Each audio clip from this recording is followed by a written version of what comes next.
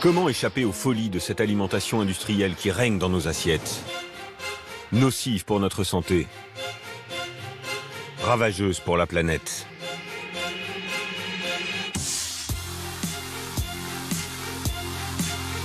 Les marques et la grande distribution tentent de nous rassurer avec 1000 solutions qui finissent par nous perdre encore un peu plus. Même le bio, valeur star, marche sur la tête à son tour quand il devient industriel. Débauche de plastique. On utilise des rouleaux comme ça chaque jour par ligne. Des serres chauffées pour produire des tomates en hiver. Des importations du bout du monde et une surconsommation d'eau. Si les avocats ont de l'eau, pourquoi nous, les êtres humains, on ne peut pas avoir d'eau? Dans cette émission exceptionnelle de Tout compte fait, nous allons vous montrer que des solutions existent pour manger sain sans dépenser plus. Partout en France, des pionniers montrent la voie. Des producteurs qui inventent d'autres modèles. Il n'y a pas de pesticides, évidemment. Je ne vous pose même pas la question. Non, vous pouvez y aller. Des grands chefs Ça va, mon grand? qui défendent une cuisine responsable. Bonjour, Bonjour, bienvenue à la Félix. Tour Eiffel. Des éleveurs vertueux qui combattent les excès de l'élevage intensif. Elle coûte cher, ta viande. Non, elle coûte pas cher. C'est l'autre qui coûte très cher. La viande C'est industrielle. Des entrepreneurs visionnaires qui proposent aux consommateurs de nouvelles solutions moins chères. On s'engage à faire 4 fois moins de marge sur les produits que ce que va faire la grande distribution. Nous allons ce soir vous révéler comment mieux choisir pour bien se nourrir sans payer plus cher. Ça revient à peu près à 2,50 € par repas. Je sais que depuis qu'on est sur ce site-là, on a nettement augmenté notre part de bio dans notre alimentation. Alors maintenant, qu'est-ce qu'on mange?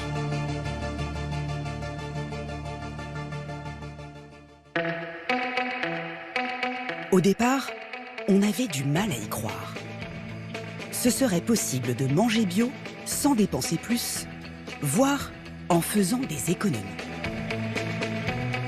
Alors nous nous sommes rendus dans cette jolie maison, à Redon, en Bretagne, qui est un peu devenue la maison du bonheur au moment de passer à table. Allez, vas-y. Tu verses. Voilà, super. Romane, 8 ans, apprend à cuisiner et à découvrir les saveurs. Regarde, 100, ça c'est quoi? Je sais plus. C'est du thym. Et sa maman, Céline, s'amuse à faire découvrir à ses amis ses nouvelles recettes maison, C'est parti. à base de produits frais. Ça y est, à table.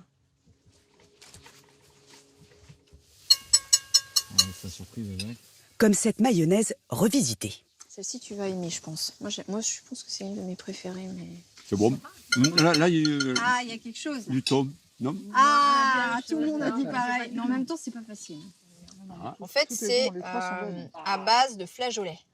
Ah. Ouais. T'as vu? Ouais. Alors, la recette... Sur la table, 80% des ingrédients sont bio. Car Céline a fait la révolution dans son frigo. Ce que j'ai en bio, on va retrouver donc du houmous, toujours les yaourts, des jus de fruits pour les enfants en bio. Alors des fruits et légumes, voilà, bio. Là j'ai des tomates, des oignons, j'ai quelques courgettes. Pareil pour ses légumineuses, ses céréales, sa farine. Tout est bio. La seule limite à ce grand chamboulement, c'est la gourmandise des enfants. Mon fils, en tout cas, a une préférence pour celle-ci. J'essaye de le faire basculer sur les bio, mais si on regarde bien, en fait, cette boîte-là est presque vide. Celle-ci, elle est à moitié pleine. Donc, j'ai un peu de mal.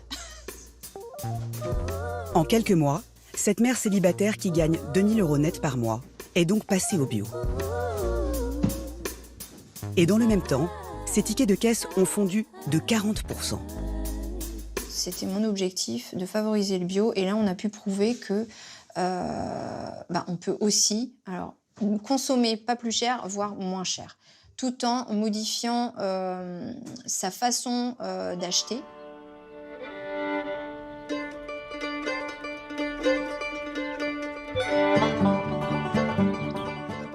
elle a trouvé un nouveau supermarché. Bonjour Marco. Ah, salut Céline. Ça va? Ça va? Tu viens chercher des légumes?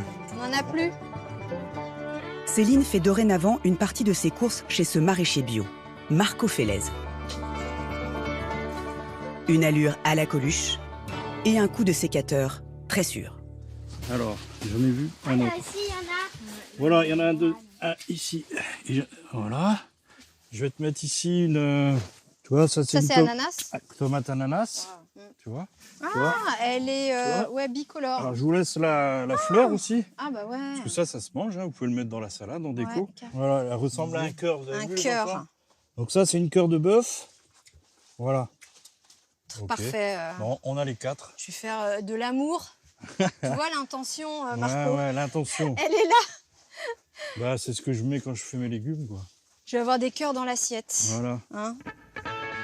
Son fournisseur, c'est un militant du manger sain. Cet ancien cuisinier s'est longtemps mis au service des autres dans le social. Aujourd'hui, dans son potager, il rêve de faire accéder au bio le plus grand nombre. Bon, bah moi, je pense que c'est bon, là. Ouais, c'est bon.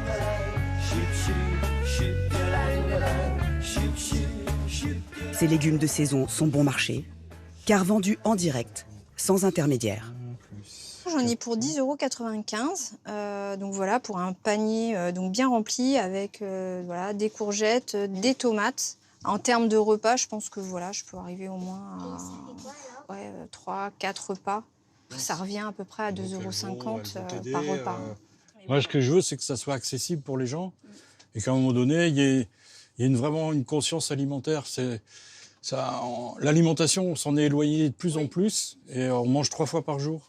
Et donc, si à un moment donné, on prend du plaisir à manger, on remange des choses saines, cueillies fraîches, ben, ça va être bénéfique pour le corps des gens et la vitalité, quoi.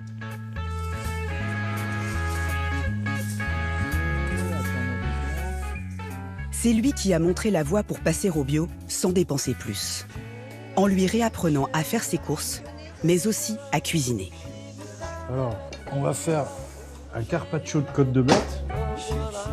L'idée est de préparer en quelques minutes des produits frais, plutôt que d'acheter des plats industriels. Parce que ça, on va les blanchir. Ouais. Et après, on va les mettre à macérer avec citron, huile d'olive. On va mettre un peu d'ail, un peu d'aromatique. Économique, sans pour autant passer sa vie derrière les fourneaux. En fait, c'est pas long. Une fois qu'on a bien les modes opératoires, alors il faut se familiariser avec ça. C'est ce qu'on fait ici. Hein. On vient au jardin, on découvre les légumes, on se familiarise avec les modes opératoires. Et une fois que ça, c'est vraiment bien ancré, ben, c'est plus une angoisse. Surtout pas de cuisine de l'angoisse. Il faut que ça reste du plaisir. Voilà. Et puis je dirais que le temps, en fait, il est long la première fois qu'on le fait, mais déjà la deuxième fois ou la troisième fois, justement, on sait ce qu'on a à faire, à prendre comme justement ustensile de cuisine, et on va plus vite, en fait. 15 minutes pour la préparation de ce savoureux carpaccio. Voilà, un filet de citron, et on met un peu d'huile d'olive. Ben, il faut le laisser macérer, hein. Enfin, tu peux goûter là si tu veux. Hein. Ah, c'est déjà bon. C'est déjà bon, ouais. Remettre la main à la pâte. Et surtout, acheter ses fruits et légumes de saison en direct chez le producteur. Voilà la bonne formule, respectueuse de la planète, pour manger le meilleur bio, au meilleur prix. Mais c'est un tout autre modèle qui règne dans nos assiettes.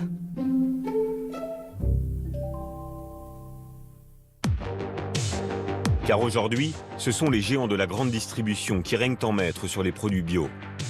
Ils contrôlent 50% des ventes.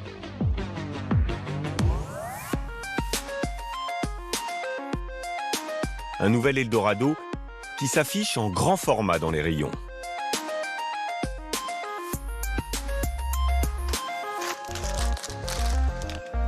Pâtes, yaourts, céréales. Chez Carrefour, dans ce magasin modèle, les fruits et légumes bio font désormais jeu égal avec leurs voisins, issus de l'agriculture conventionnelle. Des linéaires de vente en vrac,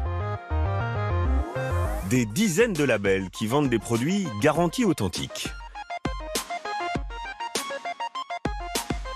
Des tomates bien soignées. Avec, pour ceux qui n'auraient pas bien saisi, De belles photos qui respirent le terroir. Même le vendeur, regardez, a le sourire et un joli tablier de jardinier. Résultat, les ventes s'envolent et les clients en redemandent, malgré des prix souvent plus élevés. C'est plus cher? Ah oui. Donc il faut arbitrer entre ce qu'on achète bio et ce qu'on n'achète pas bio. Parce que ça coûte plus cher le bio? Beaucoup? Combien vous diriez? 10%, 10%? 10 ou 20? Je sais pas. Elle est où la banane? La banane. Ils exagèrent un peu en France. Ils exagèrent un peu Oui, avec le bio? oui. Ouais. Oui, c'est un peu plus cher, oui. Vous diriez combien? Entre 15 et 30% à peu près. 15 et 30%? 15%. 15% de plus? Oui. Banane bio. Alors combien? 1 euro. Plus cher, moins cher? Si c'était moins cher, je prendrais le bio tout le temps. Vous êtes payé par bio? Non. Vous le connaissez, vous, monsieur bio? Moi, je le connais pas. Des produits qui sont en réalité 35% plus chers selon l'enseigne. Le bio, un marché d'avenir estimé aujourd'hui à plus de 10 milliards d'euros en France. Dans ces rayons, ce sont des milliers de tonnes de produits bio qui sont vendus chaque année. Alors pour éviter les intermédiaires et vendre toujours plus, vous allez découvrir comment les hypermarchés sécurisent leur approvisionnement.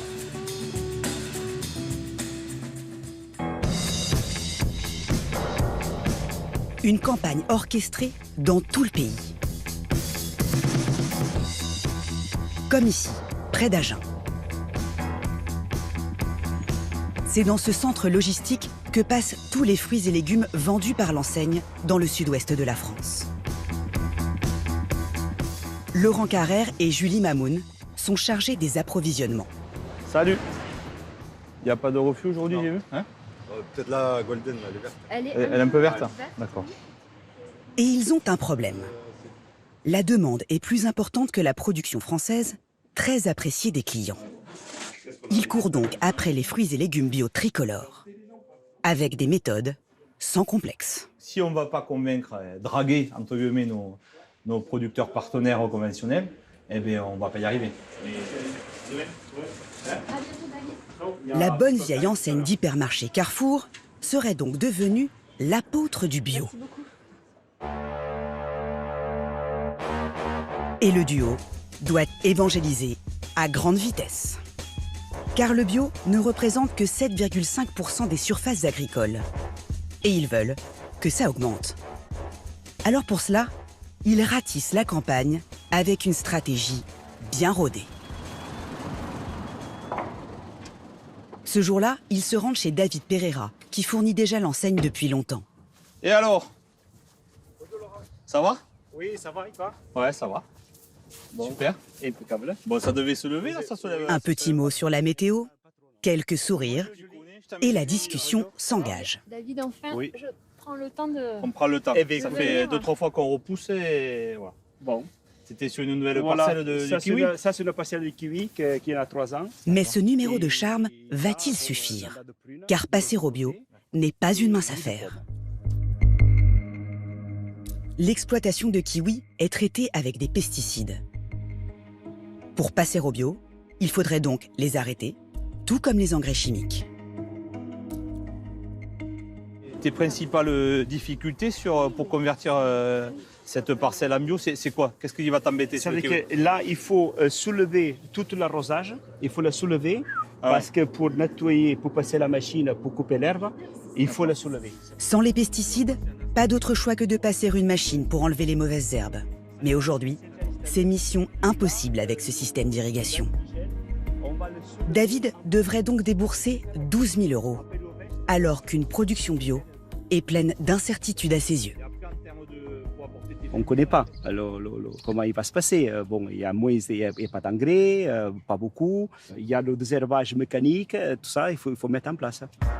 Donc les kiwis bio, ce n'est pas pour tout de suite. Heureusement, dans cette grande opération séduction, le duo d'acheteurs a dans sa poche un argument de poids. Un carnet de chèques. Quelques kilomètres plus loin, les voilà chez Bastien Xureb. Bonjour. Salut. C'est chaud, hein? Ouais. Ici, la conversation ne s'arrête pas à la météo.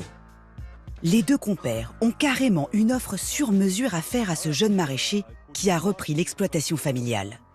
On va voir le programme pour cet hiver, là. Ouais. On va se mettre là-bas. Ouais. D'abord, Laurent et Julie s'engagent d'avance à lui acheter beaucoup de marchandises. On partirait sur 1200 Batavia par jour, 600 feuilles de chêne blonde et 600 laitues. Tout ça par jour. Mais surtout, il propose de l'aider. À un moment très risqué.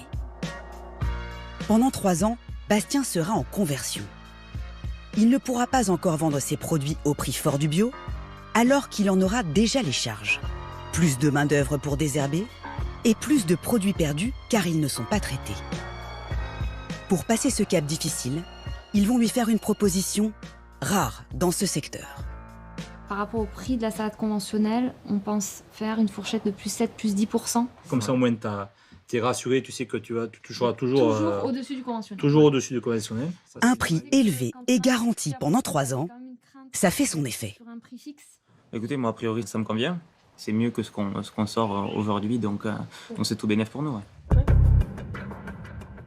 Avec ses arguments sonnants et trébuchants, Carrefour a gagné. Ici, l'armoire aux pesticides sera bientôt un lointain souvenir. Une époque que la grand-mère de Bastien voit s'éloigner sans nostalgie. C'est bien que tout ça soit révolu parce que petit à petit, la santé des gens était menacée. C'est ce que, voilà, c'est le but de passer en bio. Voilà ce qu'on peut dire. Ça, clairement, c'est un kit avec des gants, avec des masques, avec... Et dire que cette manière de travailler la terre était considérée comme un progrès il n'y a pas si longtemps.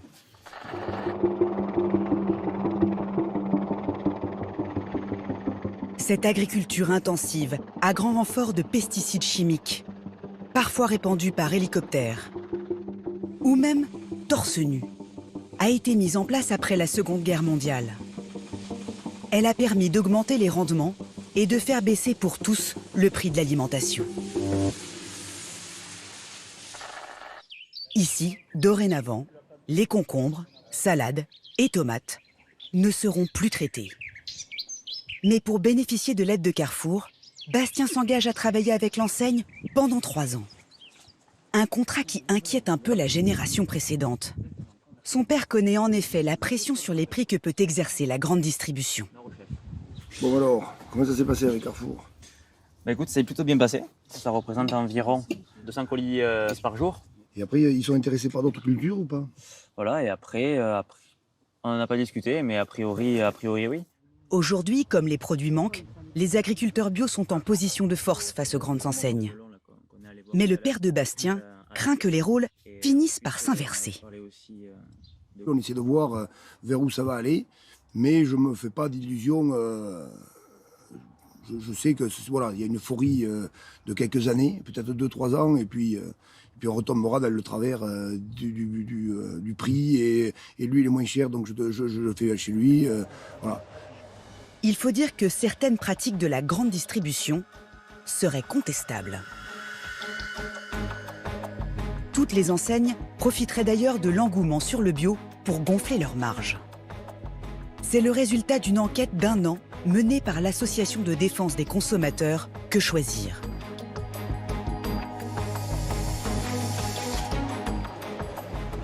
Une pratique particulièrement marquée sur l'un des fruits bio les plus consommés, la pomme. Pour le non-bio, la grande distribution achèterait le kilo de Golden, 1,06 € et rajouterait une marge de 87 centimes. Pour le bio, le kilo serait acheté 1,80 €, auquel serait ajouté, tenez-vous bien, 2,17 €. Soit une marge augmentée de 150%. Le bio est une manne providentielle pour les grandes surfaces. Et pour en vendre le maximum, l'offre la plus large possible est proposée, même si certains produits posent question.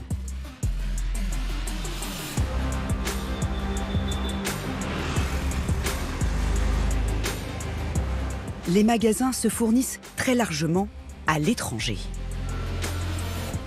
30% des fruits et légumes bio sont importés.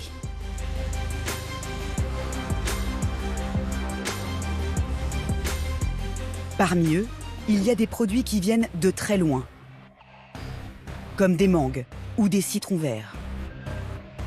Et la star, c'est l'avocat. L'avocat, comment y échapper? Eh ben, je te propose de faire un truc qui est très tendance, ces fameuses tartines d'avocat. Sur Internet, on ne compte plus les vidéos qui le magnifient et nous montrent comment le consommer sous toutes les formes. On va cuisiner un toast à l'avocat absolument délicieux. Alors déjà là, ça sent trop bon. Bim, l'avocat. Ce serait en plus un aliment miracle. Ce sont des matières grasses qui sont bonnes pour l'organisme, qui vont favoriser le bon cholestérol. Et surtout, il contient beaucoup de fibres, beaucoup de vitamine C, beaucoup de vitamine E. Un rouleau compresseur qui a son effet.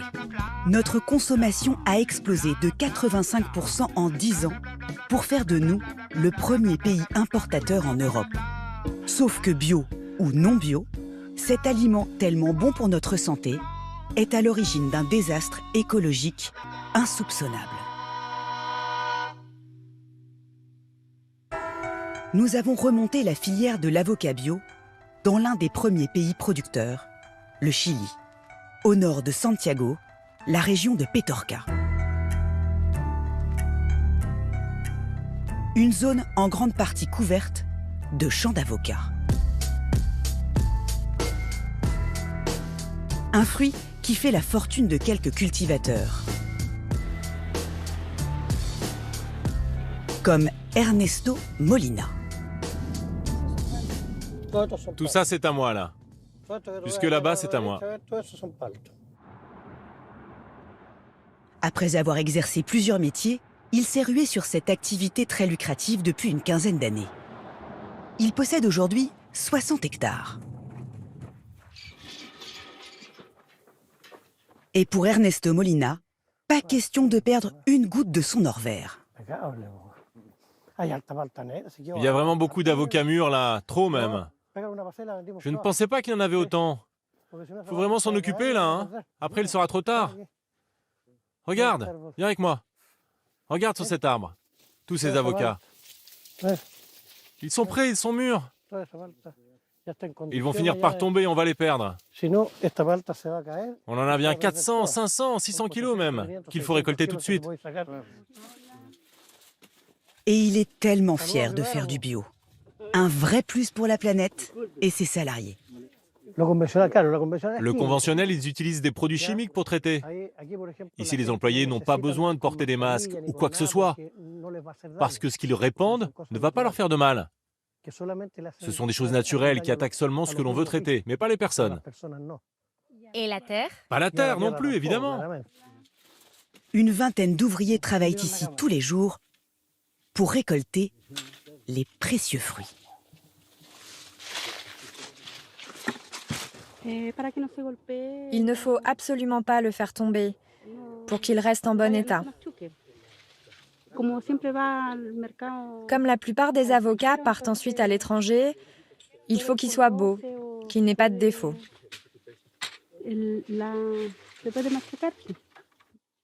Ça, c'est pour la phase positive de l'avocat bio.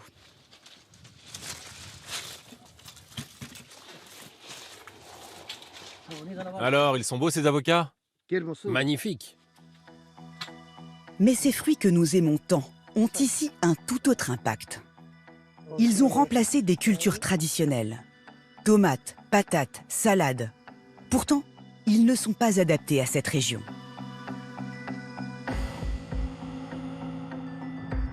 Car à l'origine, l'avocatier est un arbre tropical, originaire du Mexique et du Guatemala. Là-bas, il pleut beaucoup, 6 fois plus qu'ici en moyenne. Résultat, pour arroser les avocats, les riches cultivateurs chiliens creusent jusqu'à 70 mètres pour trouver l'eau qui est stockée dans ces grands réservoirs à ciel ouvert.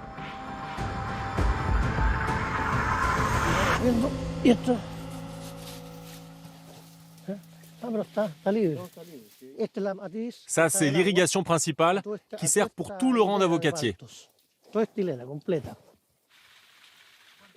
On arrose 4 à 5 heures tous les 2 jours. Un avocatier adulte a besoin d'environ 400 litres d'eau par semaine. C'est beaucoup, non? Oui, c'est pas mal. Comparé à d'autres arbres. Oui, par exemple, on a aussi des citronniers ici, et eux n'ont besoin que de 120 à 130 litres par semaine. C'est tout simplement aberrant. Pour faire pousser 1 kilo d'avocat, il ne faut pas moins de 1000 litres d'eau, soit 5 fois plus que pour 1 kilo de tomates. Une surconsommation qui a des conséquences désastreuses. À quelques centaines de mètres, ce qui ressemble aujourd'hui à un large chemin de terre était encore il y a peu un grand fleuve. Un spectacle désespérant pour les habitants de la région. Si vous regardez autour de vous, il n'y a plus rien. Maintenant, ce n'est plus qu'une étendue déserte, sèche, sans vie. Il n'y a plus une seule goutte d'eau. Rodrigo Mundaca peine à y croire. Un désert a remplacé ce qui autrefois était un lieu de vie très apprécié. Ici, c'était un espace de jeu. Les gens s'amusaient. Je me souviens, on se baignait l'été. On adorait ça quand on était enfant. Rodrigo et René ont créé une association pour dénoncer cette catastrophe. Et selon eux, le coupable est à 2 pas. Ce sont toutes ces cultures d'avocats.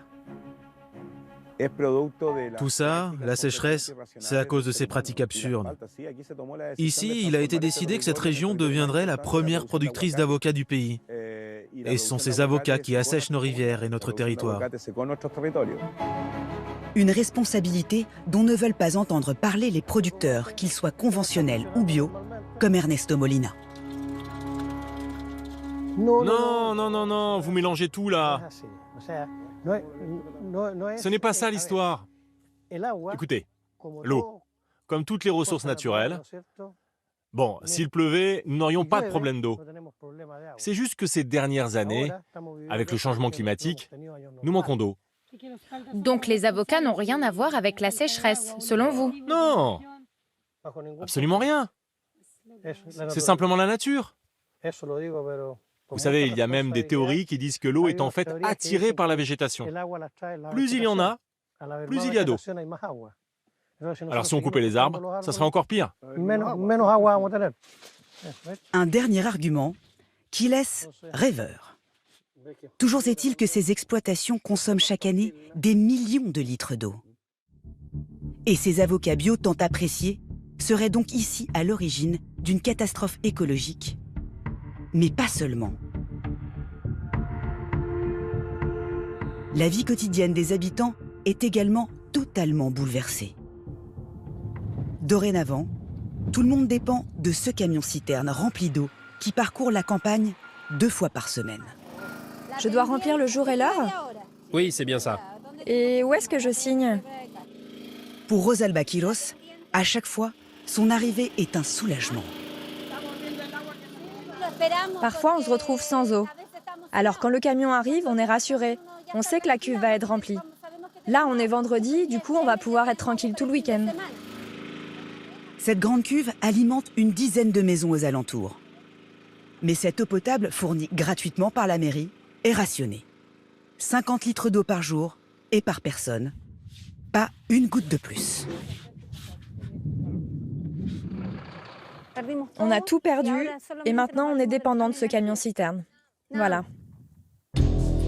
À cause des avocats, le quotidien de cette famille a été bouleversé.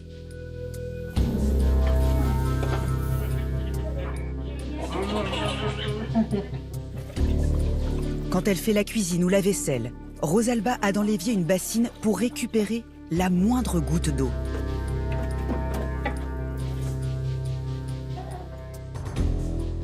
L'eau usagée est systématiquement réutilisée.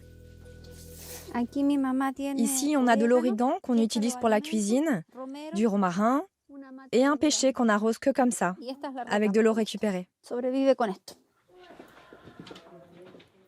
Dans la salle de bain, la douche est devenue inutilisable.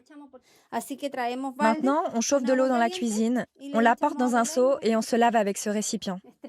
Ça me rend triste, cette situation. Parce qu'avant, on avait de l'eau ici, on avait beaucoup d'eau. C'est pas normal de vivre comme ça.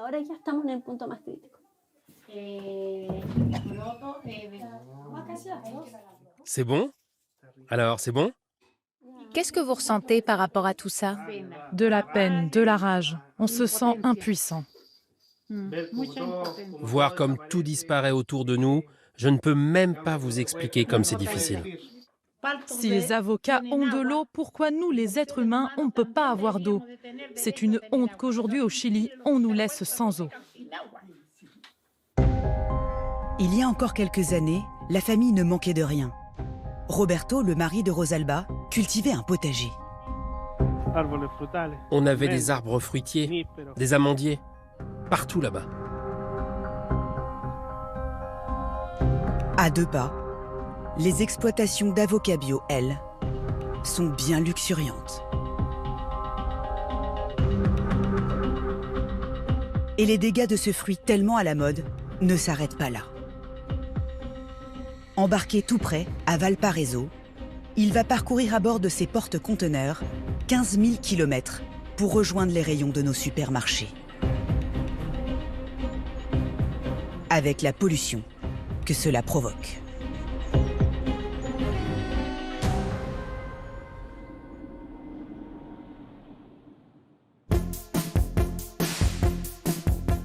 Retour dans les rayons bio des hypermarchés, où s'affiche cette fois-ci, aux yeux de tous, un autre scandale.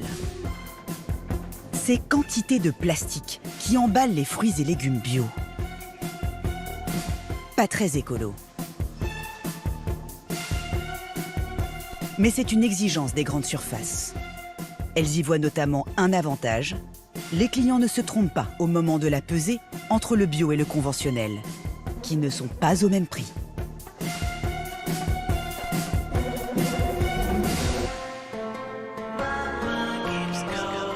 Pour prendre l'ampleur de ce gâchis, nous sommes allés à Rotterdam, aux Pays-Bas. Une ville écolo où on aime le vélo. Mais ici comme ailleurs, le bio de grande surface s'accompagne d'une débauche de plastique. Chez ce grossiste de fruits et légumes bio, l'un des plus gros du pays, cela prend une dimension industrielle. Les courgettes, les citrons verts, les avocats, les pomelos, les tomates, tout est sous plastique. La grande machine à emballer est vorace. Pour l'alimenter, il y a tout un stock que nous montre Michael Wild, l'un des responsables de l'entreprise. On utilise environ entre les 5 et les 10 rouleaux, comme ça, chaque jour, par ligne. Alors ça veut dire 100 kilos environ. 100 kilos par jour. Au total, selon nos estimations, l'ensemble des fruits et légumes bio consommés en France génère pas moins de 5000 tonnes de plastique par an.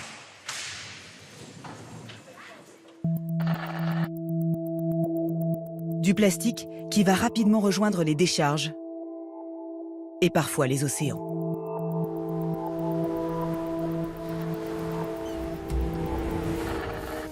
Si Michael Wild nous montre tout ça sans aucune gêne, c'est qu'il est lui-même révolté par cette situation. Et surtout, il a une solution à vendre. Ça, c'est la machine de futur. Avec cette machine, on dit au revoir plastique. Les fruits et légumes entrent dans ce tunnel, où un laser retire une partie du pigment de leur peau et les marque.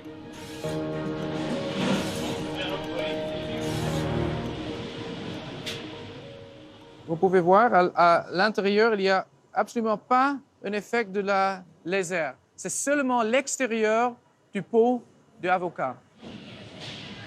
Avec cette technique lancée il y a 3 ans, l'entreprise a déjà évité que 35 millions d'emballages partent à la poubelle. Et cela ne coûte pas plus cher que du plastique. ça sauve aussi beaucoup de coûts, pas seulement des coûts visibles de plastique, mais bien sûr aussi coûts pour l'environnement, pour le climat, pour la biodiversité, pour l'eau, pour les océans. Cette alternative au plastique, 8 enseignes de supermarchés l'ont adoptée en Europe. Pour l'instant, aucune française. Plastique, importation du bout du monde. Face à certaines dérives du bio-industriel, il existe pourtant une autre manière de faire.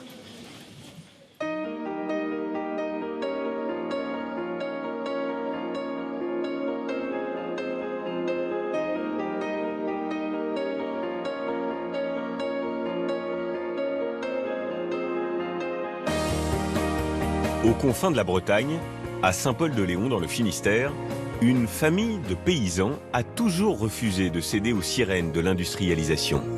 C'est beau là, hein? Ouais. Incroyable. On a un beau pays. Vous m'avez l'air d'être un agriculteur heureux. Ah bah oui, hein. Comment on peut pas être heureux à travailler avec un cadre comme ça? La mer à quelques mètres ouais. Et les échalotes bah ouais. Dans la terre. Donc ça c'est 100% bio. Ça c'est 100% bio, ouais. Julien Céité a 30 ans. Il est à la tête de l'une des plus grandes exploitations bio de France. 110 hectares de terres agricoles avec vue sur la mer. Elle est belle cette terre. Ah bah là c'est la meilleure terre du monde. Et ça donne des échalotes magnifiques. Qui sont magnifiques. Pendant la haute saison, plus de 100 personnes travaillent ici à temps plein. Bonjour messieurs. Bonjour. Dis donc, ça rigole pas, ça va à fond la caisse là. Oui. Hein? T'as essayé d'arracher une touffe? Moi? Ouais. Là? Ouais. Alors je fais comment? Le but c'est d'aller le plus vite possible. Ouais. Parce qu'il y a le patron qui regarde. Il y a le patron qui gronde sinon? Souvent, non, ça va, ils sont gentils. Vous prenez dedans, vous réfléchissez pas. D'accord. Hop. Vous les prenez, hop. Ok, je vais vous aider un peu. Vous les mettez souvent entre les cuisses et vous les mettez au milieu là comme ça? Ouais. Donc je vous les mets là? Souvent pour que la machine les ramasse. Sinon je suis pas très rapide, mais regardez, j'en laisse la moitié. Ouais, c'est dur. Ah. Après, ce qui est bien avec ça, c'est que les mains sont bonnes pendant quelques jours après. Ah oui, ça d'accord, sent l'échalote. j'avais pas pensé à ça. C'est dur de faire de l'agriculture bio comme vous faites? C'est dur physiquement, c'est dur parce que c'est beaucoup de boulot à genoux, enlever les mauvaises herbes, les choses comme ça. Il y a aussi l'idée dans le bio de faire tourner les cultures sur les mêmes terres, sur les mêmes sols. Oui. En fait, si vous voulez... Ça, c'est une contrainte du bio aussi. Bah, c'est une contrainte. C'est une obligation même. En fait, ça nous oblige à faire autre chose aussi. C'est-à-dire que sur le même champ, on ne peut pas faire la même culture 2 années de suite? Non, voilà. On va essayer de tourner entre nos carottes, nos échalotes, nos pommes de terre. Donc là, ici, cette année, c'est des échalotes. Ouais. L'année prochaine, ça sera peut-être des carottes. Voilà, de la pomme de terre, du brocoli. Ça Pourquoi? permet, en fait, pourquoi? Parce qu'en fait, si vous voulez, si une année, on va attraper la maladie en échalote, la maladie va rester dans le sol. Si on replante l'année après, on va réattraper la maladie. Alors que la carotte, elle attrape pas la même maladie. C'est ça, ils n'attrapent pas les mêmes maladies. Donc je peux la croquer les yeux fermés? Les yeux fermés. Impeccable. Impeccable. Julien est aujourd'hui à la tête d'un petit empire. Des échalotes, des concombres, des tomates, des carottes. Chaque année, plus de 4000 tonnes de fruits et légumes sortent de ses champs. Et toute sa production passe par ce grand hangar. Du coup, ici, on est dans le frigo. Ah oui, il y a un froid de canard ici. Ouais, il fait pas très chaud, ouais. En fait, c'est la température idéale pour la majorité des légumes. On est entre 10 et 13 degrés. Et alors, tout ça, ça part où? Et ça part partout en France, surtout dans les magasins spécialisés bio, les quelques grossistes, ou alors avec les centrales bretonnes. On ne travaille pas avec tous les autres centrales de France. Car comme beaucoup de pionniers du bio, Julien a fait le pari du local. Et ici, l'entreprise se vit en famille. Là, il y a mon père qui est derrière. Là, c'est votre papa? Là, c'est mon père, ouais. On va peut-être l'appeler? Papa? Viens, papa. Ouais, ouais. Comment il s'appelle, votre papa? Gwenaël. Gwenaël. Dites donc, ça serait pas breton, ça? Moi, un petit peu, ouais. Là, j'ai mon frère qui est ici. Là-bas, il y a mon cousin, ma belle-sœur. Ah, mais c'est une histoire de famille. Ah, bah oui, ma mère qu'on voit là-bas au fond. Tanguy, tu viendras avec nous? Bonjour, monsieur. Oui, bonjour, enchanté. Enchanté. Bonjour. Eric, Et lui aussi, il travaille à la ferme ou... Ouais. Comment il s'appelle? Rosie. Et Rosie. Et obéissant en plus. Ah, ouais. C'est quoi, les fraises? Les radis? Non, les mangeurs de carottes. Mangeurs de carottes? Mais non. Ah si, mais vrai. Ah ouais. Et alors, c'est qui le patron? Julien, Eric et bientôt Tanguy. Et vous? Ah, moi, je suis en retraite. Un peu quand même, Non, non? moi, je regarde par... Par en haut. Allez, allons-y, on va aller au café. Chez les CIT, on est agriculteur de père en fils depuis des générations. Aujourd'hui, la maison familiale trône au milieu de l'exploitation. Et pourtant, rien ne prédestinait le patriarche Gwenaël à devenir un jour une référence en agriculture bio. Vous avez commencé à travailler à quel âge à la ferme? À 16 ans. À 16 ans? À 16 ans, oui. J'ai fait du conventionnel jusqu'en 87. Donc avec des pesticides? Ah oui. Et on était des gros producteurs de salade à l'époque. Donc beaucoup de pesticides? Donc beaucoup de pesticides, oui. Et quel est votre regard aujourd'hui sur cette agriculture-là? Ah. Faut respecter tous les paysans, quoi, qu'ils soient conventionnels ou pas. Donc, mais je me dis que c'est pas vraiment utile de traiter autant, parce qu'on peut faire sans, quoi. Et quand on voit tous les cancers qui se développent, c'est pas du médicament qu'on met. Hein. C'est marqué dessus, hein, poison. Hein. Ah voilà, madame. Ça va? Ouais, et vous? Sous le soleil breton. Qu'est-ce que vous m'avez apporté là? Ça, c'est le début de l'exploitation. Le début de l'aventure, on peut dire ça? Voici la maison au début des années 90. À l'époque, l'exploitation va mal. Les prix pratiqués par la grande distribution ne leur permettent pas de vivre. Gwenaël fait alors le pari du tout bio. L'idée du bio nous est venue. Disons qu'on est vraiment parti à l'aventure. On était vraiment inquiets. Et c'est vrai qu'on a passé beaucoup de nuits sans dormir parce qu'on se demandait ce qu'on faisait bien, est-ce qu'on faisait pas bien, quoi. Et comment ils ont réagi, les gens autour de vous, quand vous avez commencé l'aventure bio? Oh, c'était pas très... On a été pris pour des allumés. Quoi. Ouais, ah ouais?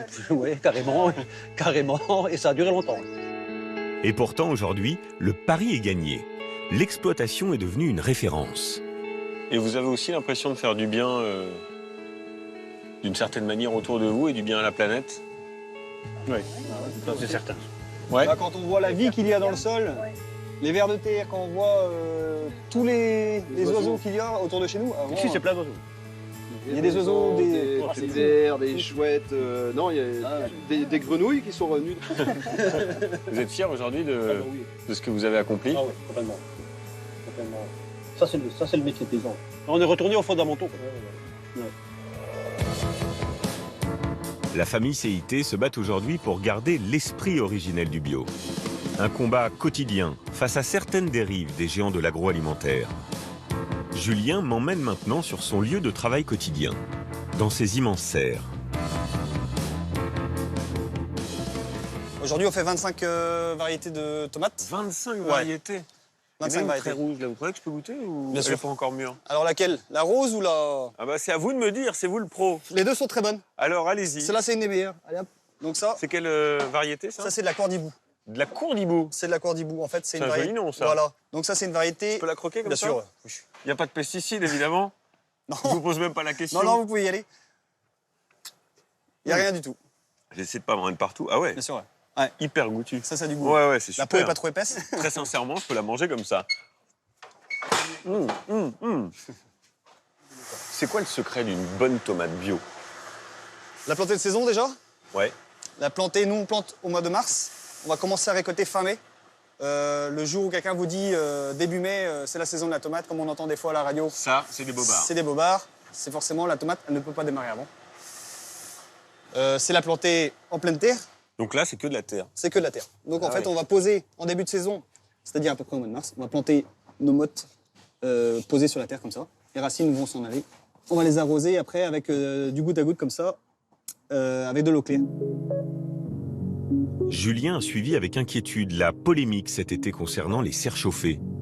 Certains producteurs qui défendent une vision industrielle voulaient pouvoir les chauffer au fioul l'hiver pour produire des tomates bio. Une aberration pour Julien. Aujourd'hui, si on chauffe, on brûle du fioul, du gaz, donc on pollue forcément. Mais on produit aussi à contre-saison, c'est-à-dire la tomate en mars n'a pas forcément le même goût qu'une tomate qui a goûté au soleil et qui sera récoltée au mois de juin, au mois de juillet. Aujourd'hui, quand on achète de la tomate hors saison, bio ou conventionnelle, il faut se dire qu'on achète du pétrole, quoi. Ça, c'est sûr. Le débat a été tranché cet été. Les serres pourront être chauffées, mais les tomates bio produites de cette manière ne pourront être vendues qu'après le 30 avril. La période de chauffage restera donc limitée. Mais ce que redoute surtout Julien, c'est la concurrence de tomates venues de beaucoup plus loin, d'Espagne notamment. Des tomates vendues toute l'année et qui pourtant se revendiquent du label bio de référence. Ces tomates sont produites à 1800 km de la France, dans le sud du pays, à Almeria.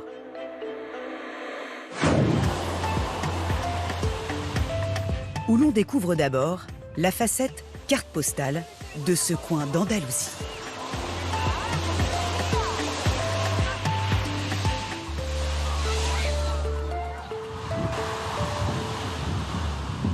Avant de tomber un peu plus loin sur ces bâches de plastique à perte de vue.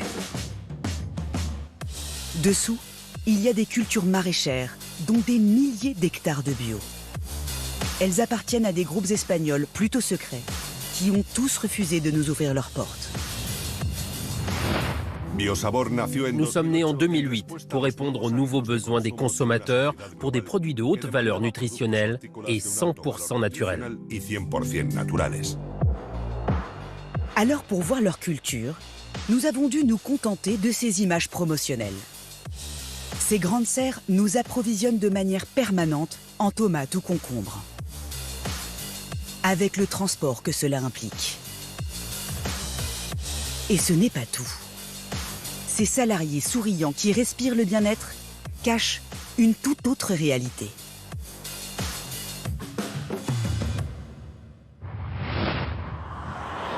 À 2 pas des serres, voici l'envers du décor d'une partie du bio des grandes surfaces. Un immense bidonville. Cette centaine d'abris de fortune, au milieu d'une décharge à ciel ouvert, abrite 300 travailleurs agricoles sans papier. Dont Mohamed, qui vient du Maroc.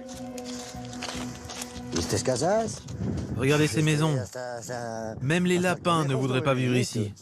Vous savez, j'avais jamais vu quelque chose comme ça de ma vie avant d'arriver ici.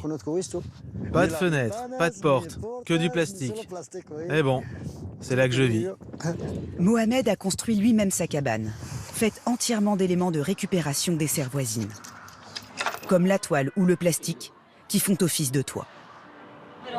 À l'intérieur, pas d'eau courante. Mohamed attend ici que les patrons des exploitations voisines fassent appel à lui. Ils nous disent aujourd'hui j'ai besoin de 2 ou 3 ouvriers. Et voilà, on y va comme ça. Parfois c'est pour la journée entière, parfois pour 4 ou 5 heures seulement. C'est jamais régulier.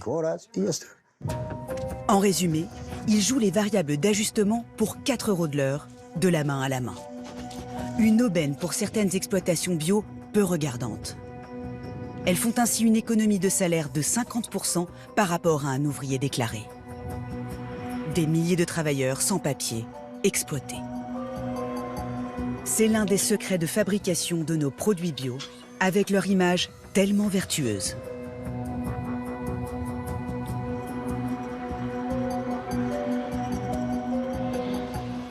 Et pour les salariés employés en toute légalité, la situation serait parfois à peine plus enviable. C'est ce que nous allons découvrir stupéfait avec Amine, 26 ans. Et son collègue de travail, qui préfère rester anonyme. Alors, t'as eu des nouvelles de notre affaire? Les 2 ouvriers agricoles viennent de se faire renvoyer d'une exploitation bio. Leur tort, selon eux, avoir osé poser des questions sur leur rémunération. Notre ancien patron nous payait 46 € pour une journée de 8 heures, alors que ça aurait dû être 52. Et en plus, la plupart du temps, on devait travailler même le dimanche. 7 jours par semaine? Oui, du lundi au dimanche, 7 jours par semaine. Des heures supplémentaires, voire des jours entiers, pas toujours payés. Et ce, malgré un contrat de travail en bonne et due forme. Quand ils ont réclamé ce qu'ils estiment être leur dû, la réaction du patron a donc été très brutale. Ils l'ont enregistré. Bonjour. Toi, tu ne bosses plus aujourd'hui. Toi non plus. Comment et pourquoi? Parce que c'est comme ça, je te le dis. J'ai pas de boulot pour toi. Mais j'ai un contrat de travail. Écoute, c'est moi qui décide, je fais ce que je veux. J'écris ce que je veux sur ton contrat, et là, je te dis que tu ne vas pas travailler. Moi, je pensais que le label bio, ça servait aussi à protéger les travailleurs, à améliorer les conditions de travail sous les serres. Mais en fait, c'est tout le contraire. C'est tout le paradoxe du label bio AB. Le plus courant, le seul que l'on trouve en grande surface. S'il impose de ne pas utiliser de pesticides ou d'engrais chimiques, il ne prévoit rien sur les conditions de travail ou bien encore sur le coût écologique des fruits et légumes importés de loin. Des conditions de production bien loin de la philosophie des pionniers français. Retour en Bretagne, sur les terres de Julien. Face à cette concurrence espagnole, lui a décidé de jouer la proximité. Donc des aubergines. Les aubergines, on est passé juste à côté tout à l'heure, les poivrons également. On a du concombre, le concombre noix épineux, il est produit ici dans la serre, on est passé à côté tout à l'heure. La salade, elle a été coupée ce matin. Du basilic, là, je vois. On a du basilic qui poussait parmi les plants de poivrons. Et feuilles, elles sont incroyables, ces feuilles. Hein. Il y a de l'amour là-dedans, monsieur. Ah, oui, il y a de l'amour. Ah, oui. Plusieurs fois par semaine, il vend une partie de ses fruits et légumes sur son petit marché. Un système direct producteur dont le succès a été immédiat. Bonjour. Bonjour. Pourquoi vous venez ici? Parce que ce sont des légumes qui ont des petits défauts qui prouvent qu'ils n'ont pas été traités. Ce sont des légumes de bonne qualité, donc il y a très peu de pertes. En plus, ils sont quand même très nourrissants. Enfin voilà, ça n'a rien à voir. Bonjour. Qu'est-ce que vous avez acheté aujourd'hui? Des légumes. Bah oui, je vois ça. Et pourquoi vous venez venez ici, vous, chez Julien? Parce que c'est à côté, que j'habite à Saint-Paul-de-Lez. Autant faire marcher des gens qui travaillent à côté de chez moi. Voilà. Et niveau local prix, aussi. vous vous y retrouvez? Oui. Ouais. Oui, Vous oui, arrivez c'est à... plus cher parfois sur la grande surface. Mais à non. côté, donc, je préfère C'est plus venir cher à la acheter. grande surface? Parfois, oui. Ah oui. Oui. Mais alors, comment faire et comment choisir quand nous n'avons pas à côté de chez nous un producteur comme Julien et ses bons produits? Petit conseil avisé d'un fin connaisseur. C'est vrai que quand on va dans les supermarchés aujourd'hui, on est un peu perdu entre le bio, le conventionnel, le bon bio, le pas bio, le made in France, le local et ce qui vient de l'étranger. Regardez, ce matin, Julien, on s'est amusé, on est allé dans une grande surface, enseigne bien connue, juste à côté d'ici. Okay. Hein. Et voilà ce qu'on a trouvé. Voilà. Alors, on a trouvé du bio, on a trouvé des trucs qui viennent d'hyper loin. Regardez, ça, c'est de la Pink Lady. Je vous le donne en mille, vous savez d'où ça vient? C'est pas bio, ça vient d'Afrique du Sud. Ça, c'est de la Juliette, c'est bio et ça vient de France.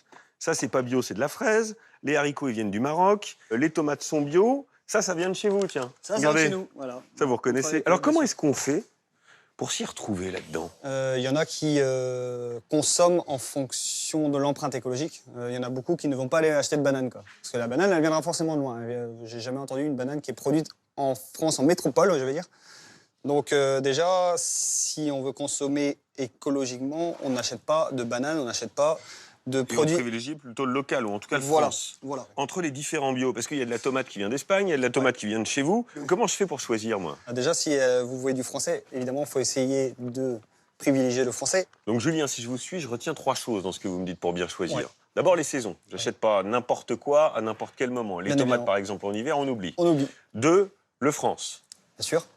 Et le local, si je peux. Et le local, si possible. Et 3, si possible, manger bio. Ouais. manger bio. Avec Et tout venir ça- chez vous. Ah, ça c'est le top. Bon, bah merci, monsieur, La j'ai porte tout est ouverte. compris. L'une des clés est donc d'acheter local. Pour limiter le transport, respecter les saisons, mieux contrôler la qualité de ce que l'on mange.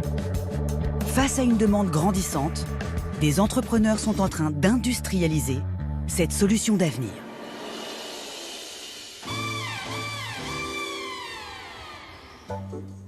Dans le nord de la France, près de Lille, une nouvelle enseigne très ambitieuse a déjà ouvert 8 supermarchés. Elle s'appelle Otera. Sa promesse, offrir des produits qui viennent au maximum de 50 km.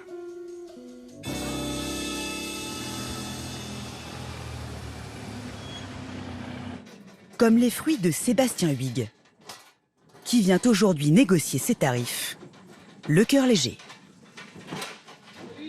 Salut, ça va? et accueilli par une acheteuse tout sourire. On est la marchandise? Ouais, le jus, comme prévu, et les pommes. Ici, c'est le monde à l'envers. Contrairement à la grande distribution classique, c'est le producteur qui impose ses prix. Je suis venu avec un échantillon qui a été cueilli hier, donc c'est vraiment tout frais. Ces cerises, il veut les vendre plus cher que l'année dernière. Après, par rapport au prix, cette année, on a décidé d'augmenter un peu. On évite le traitement contre la mouche, donc on a investi dans un filet qui est un investissement beaucoup plus lourd qu'en pomme. Donc si ça va pour toi, j'aimerais qu'on augmente de 50 centimes la barquette et qu'on passe à 3,50 €. Un bond de 16%. Mais ça n'effraie pas la responsable des achats. Je vais regarder ça de mon côté et puis après à nous aussi de communiquer aux clients toutes les actions qui ont été faites aussi pour éviter les traitements, etc. Elle le sait, les clients du magasin accepteront de payer plus cher pour mieux rémunérer l'agriculteur. Car ici, les producteurs sont les stars. Des grandes affiches les mettent en scène dans le magasin. Une stratégie marketing gagnante. L'année dernière, ici, les ventes ont grimpé de 10%. Marie est une cliente séduite. Depuis 3 ans, elle a décidé de changer d'alimentation. Elle ne va plus dans les supermarchés traditionnels et achète toute sa nourriture ici. On va prendre un peu de tomates aussi? Tu en veux? Elle apprécie que les agriculteurs soient chouchoutés On va peser? et que leurs fiches d'identité apparaissent au-dessus de leurs produits. Un producteur de cottiges qui est à 17 km, forcément elles ont moins voyagé, elles sont plus fraîches et puis ça fait vivre les producteurs de la région. Donc on se sent utile et participer à un système plus écolo. Connaître le producteur, c'est encore plus rassurant pour des produits sensibles comme la viande, les œufs ou les laitages. Combien on en prend? 2. La ferme qui fait les yaourts, on est déjà allé à une journée porte ouverte chez eux, c'est vraiment pas loin d'ici, elle a même fait du poney là-bas. D'aller vraiment voir où ils sont fabriqués les vaches qui ont fait le lait qui a servi au yaourt. Là tout de suite, c'est sûr que on y retourne et en plus ils sont super bons. Mais mieux rémunérer l'agriculteur, cela se ressent-il sur les prix en rayon? Nous avons fait le test en achetant un panier type. Même course dans un hypermarché voisin. Nos premiers achats s'élèvent à 21 € contre 24 dans la grande distribution. Le local est donc 13% moins cher. Mais alors, comment est-ce possible? D'abord, pour limiter les coûts, rien n'est laissé au hasard. Ok, appuie sur le bouton. À chaque fois que Marie choisit un produit, elle l'enregistre avec cet appareil.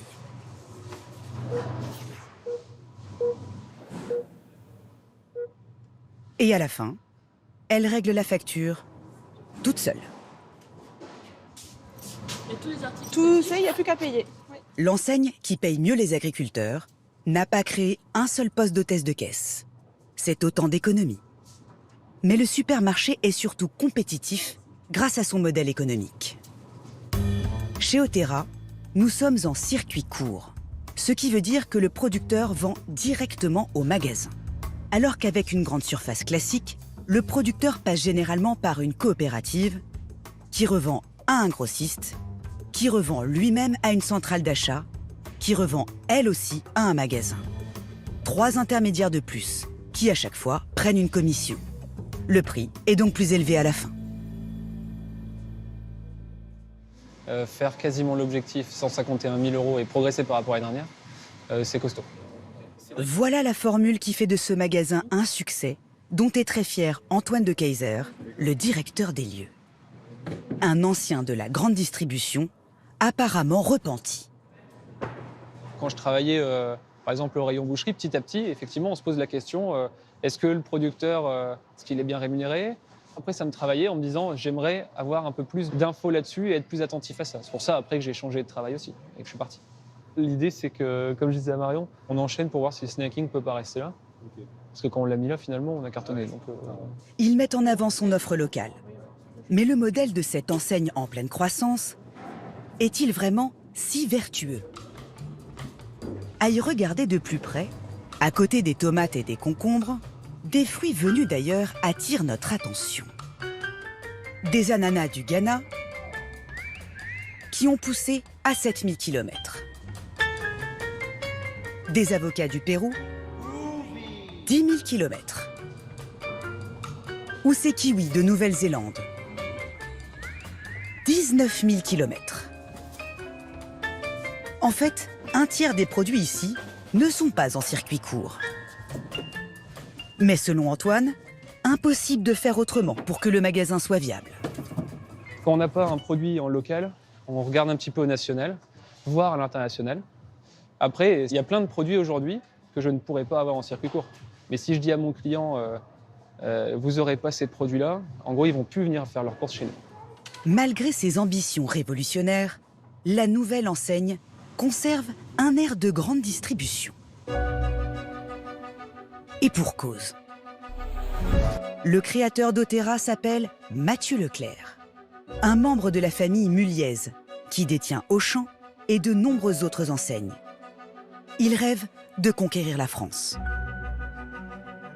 Le local plaît et le monde des grandes surfaces traditionnelles l'a bien compris. L'une d'elles a même fait le pari fou de réunir en un même endroit le champ et le magasin.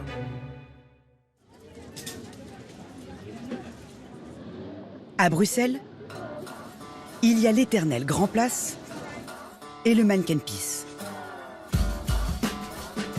Et au milieu de la jungle urbaine de cette capitale, depuis quelque temps, des hommes s'affairent sur ce toit. Un grand potager en plein ciel.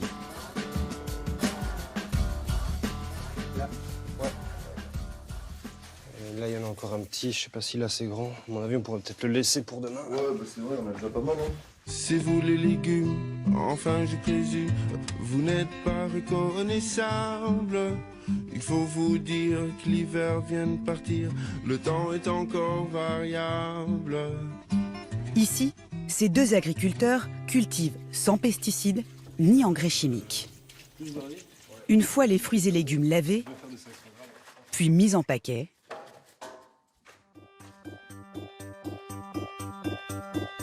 ils vont parcourir une distance minimale jusqu'à leur point de vente, qui se trouve juste au-dessous, au rez-de-chaussée.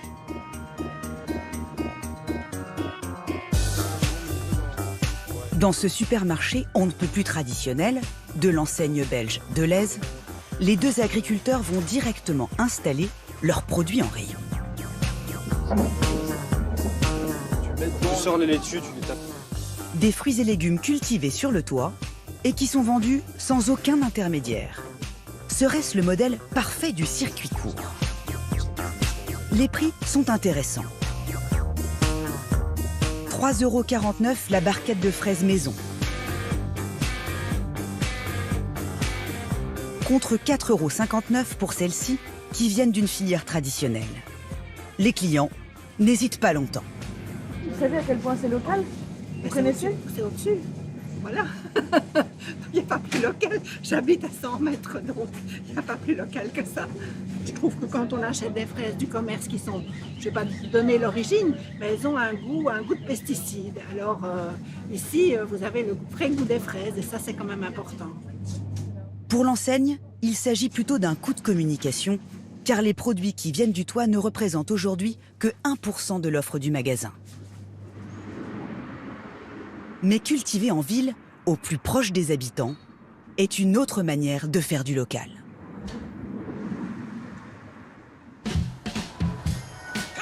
En France, cette agriculture urbaine est en plein boom.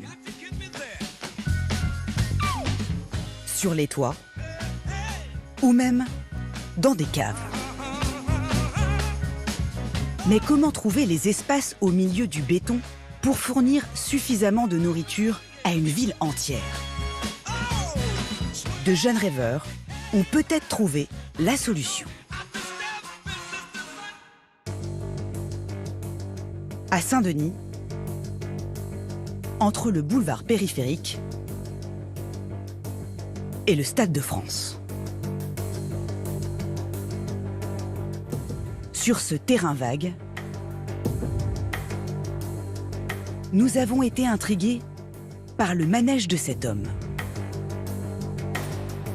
Chaque jour, il rejoint cette sorte de mobil-home.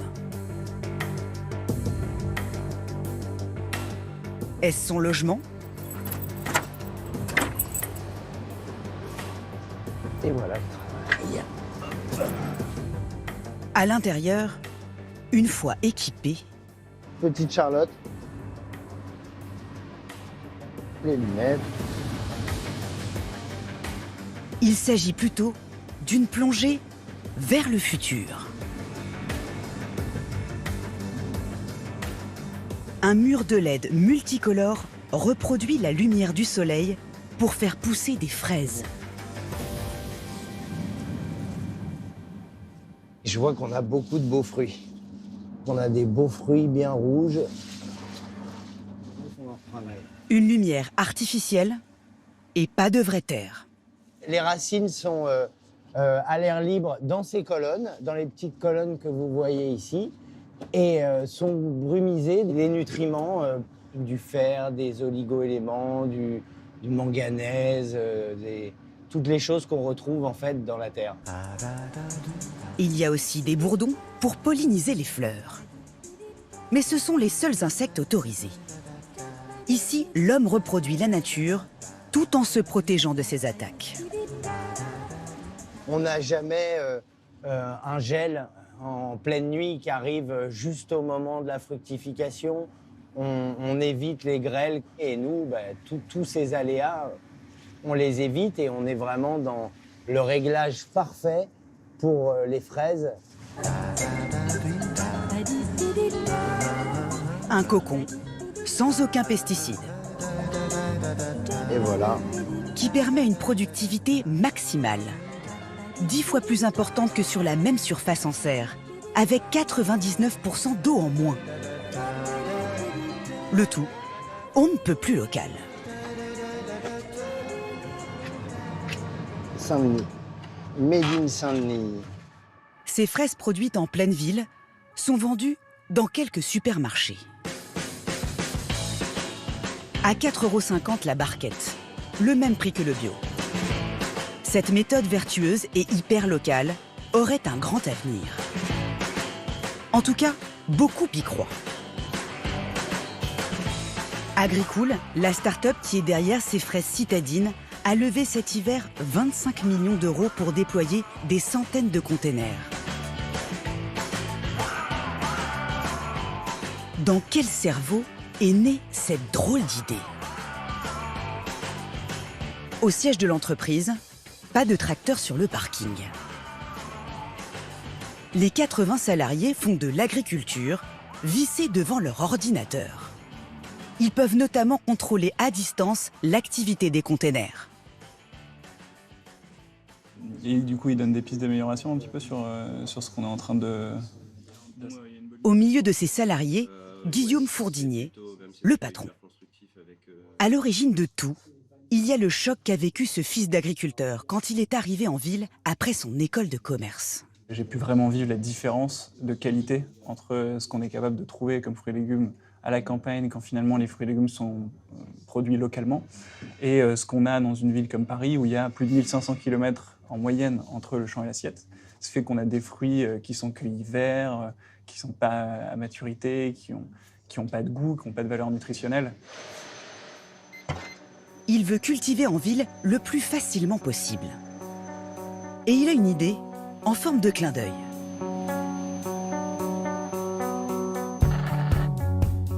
Détourner le conteneur, symbole de la mondialisation et des produits importés du bout du monde, pour en faire l'écrin de son agriculture urbaine.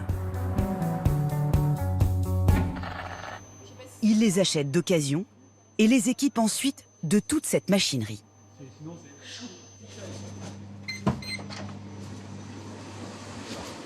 Dans ce laboratoire, ces fraises sous cloche sont examinées sous toutes les coutures. Taux de sucre, poids, perte.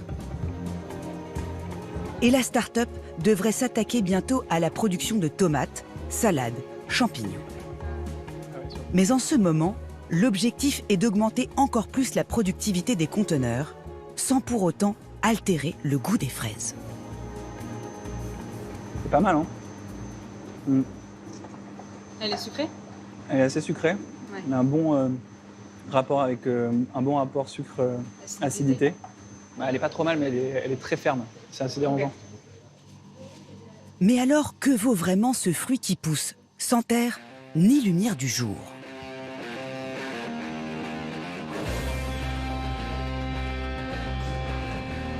À Rungis, nous avons demandé son avis à une fine bouche. Frédéric Jonot est meilleur ouvrier de France. Bonjour patron. Ça va et toi? Spécialisé dans le domaine des fruits et légumes. Et toi, t'as quoi en ce moment en fraises? Marat des Bois, nous. Uniquement, on avait Marat, Garriguette et Garriguette, on vient de finir là. Ouais. Il vient ici sélectionner les meilleurs produits pour ses clients, des chefs étoilés. Nous lui présentons nos fraises Made in Conteneur. Verdict de son palais. Pour le sucre, ça va. Une maturité qui est assez intéressante pour une utilisation culinaire. Maintenant, à croquer. Mais la consistance le gêne. Il y a quelque chose qui manque. Quand on la croque, elle est plus dure que les autres, en fait. Un peu trop ferme, même si elle a du goût. Quant à l'idée que ces fruits aient grandi en couveuse, ce petit-fils d'agriculteur a du mal à s'y faire. Je ne peux pas dire que c'est bien vis-à-vis de mes grands-parents et ce que j'ai vécu dans mon enfance, puisque c'est ça qui fait mes souvenirs d'enfance, c'est ça qui fait mon cœur. Et aujourd'hui, on arrive vers ça, et même si je suis puriste, demain, c'est l'avenir, peut-être. Peut-être. L'avenir en ville se dessine peut-être avec ces containers, mais aussi avec d'autres projets de grande ampleur. À Paris, au Parc des Expositions, là où se tient chaque année le Salon de l'Agriculture, des travaux annoncent l'ouverture de la plus grande exploitation urbaine d'Europe. 14 000 mètres carrés qui alimenteront les restaurants et les habitants du quartier. Malgré son ambition, l'agriculture urbaine n'a pas les surfaces suffisantes aujourd'hui pour nourrir tous les citadins. Alors certains ont compris qu'il y avait une demande à satisfaire et espèrent devenir la référence du manger sain et pas cher. Bah là, je viens d'en repiquer, donc tu peux en arracher une. Tu prends celle-là, non, la grosse? Ouais, tu peux prendre celle tout à droite, effectivement. Nathan Labat et Boris Meuton font pousser leur salade sur leur lieu de travail, en banlieue parisienne. Exactement, délicatement. Ça ne s'arrache pas. Il faut dire qu'ils ont grandi à la campagne, où ils avaient l'habitude de consommer de bons produits. En arrivant en ville, ils veulent continuer et acheter bio. Mais le problème, c'est le prix. Même les 10% les plus riches de la population française, au final, quand on rentre, quand on commence à consommer bio et qu'on fait son budget avec des produits de qualité, etc., ça devient colossal. Donc effectivement, c'est ça aussi l'idée. A fortiori pour les 90% voilà, autres. Exactement. Et le but, c'est vraiment de pouvoir parler à tout le monde. Je te laisse faire les oignons. Leur diplôme d'école de commerce en poche, moi, je vais repiquer les salades. Ils décident alors de vendre toutes sortes de produits bio à prix cassé. Ça va, chef? Avec une méthode très précise. Salut. Comment on dit? Donc là, on va avoir 5 cartons de penne. On en a reçu 60. Toc. On a nos cartons d'huile d'olive juste là. Pour chaque article, contrairement aux grandes enseignes, ils n'ont que 2 ou 3 références. On n'a pas envie d'avoir un catalogue avec 15 marques différentes. Nous, ce qu'on fait, c'est un vrai travail en amont de sélection des marques, à la fois pour leur engagement éthique, leur engagement durable, mais aussi pour la qualité de leurs produits. Et en plus, je fais des économies substantielles. Regarde, là, on a du riz. Car ça leur permet de commander de gros volumes à une seule marque et donc de négocier de bons prix. Autre économie de taille, ils n'ont pas de boutique, mais vendent sur leur site internet.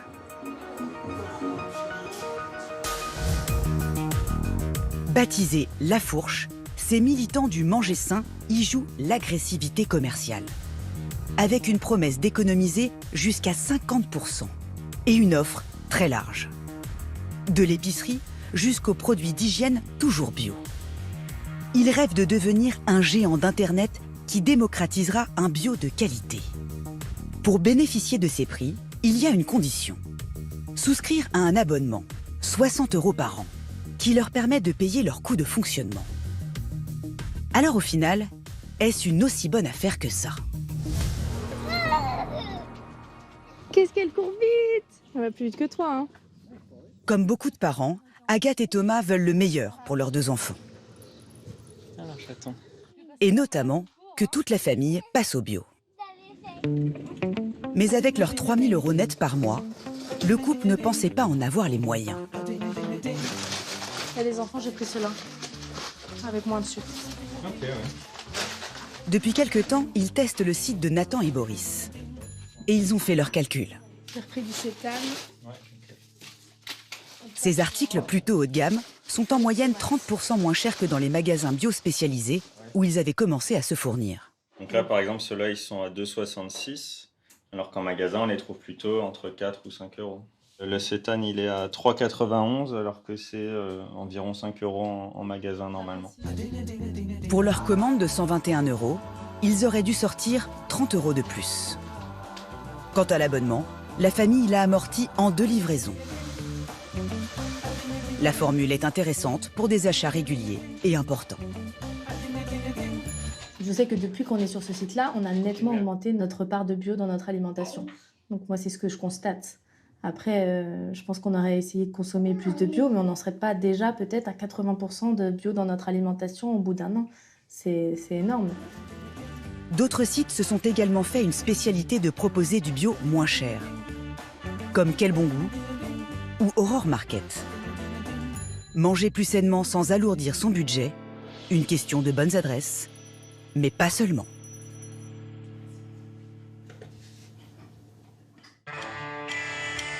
Consommer local, bio et pas cher. C'est le pari que se lancent chaque année des milliers de familles, partout en France. Les régions se mettent au vert et au 100% bio.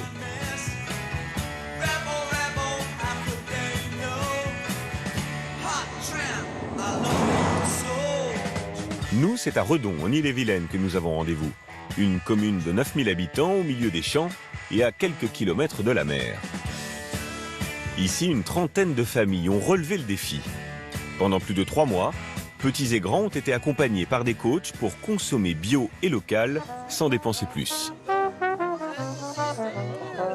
Alors c'est bon, qu'est-ce qu'on mange par ici? C'est excellent. Qu'est-ce que c'est? Du pesto d'ortie. Du pardon? C'est moi qui ai dit, mais non, c'est pas ça. Vous vous fichez de moi, là? Sur la table, cake au sarrasin, soupe de lentilles, houmous. Chacun est venu avec sa recette maison et de saison. Ils sont retraités, instituteurs, ouvriers ou cadres. Avant, tous consommaient en majorité des produits industriels, souvent achetés en grande surface, comme Cécile, 3 enfants, et qui au début n'y croyait pas vraiment. Est-ce que vous pensiez que c'était possible de consommer bio, de consommer local Et ne pas dépenser et pas dépenser plus? Non, j'avais vraiment un a priori négatif. J'avais l'impression que le bio, c'était inaccessible. Ça allait coûter tellement cher que finalement, on allait en revenir. Qu'est-ce que vous en retirez de ce défi? Déjà, des belles rencontres. Et puis, des recettes, des échanges. Et puis, on espère derrière avoir des bonnes pratiques. On a changé un peu notre alimentation aussi. Moins de viande, plus de légumineuses.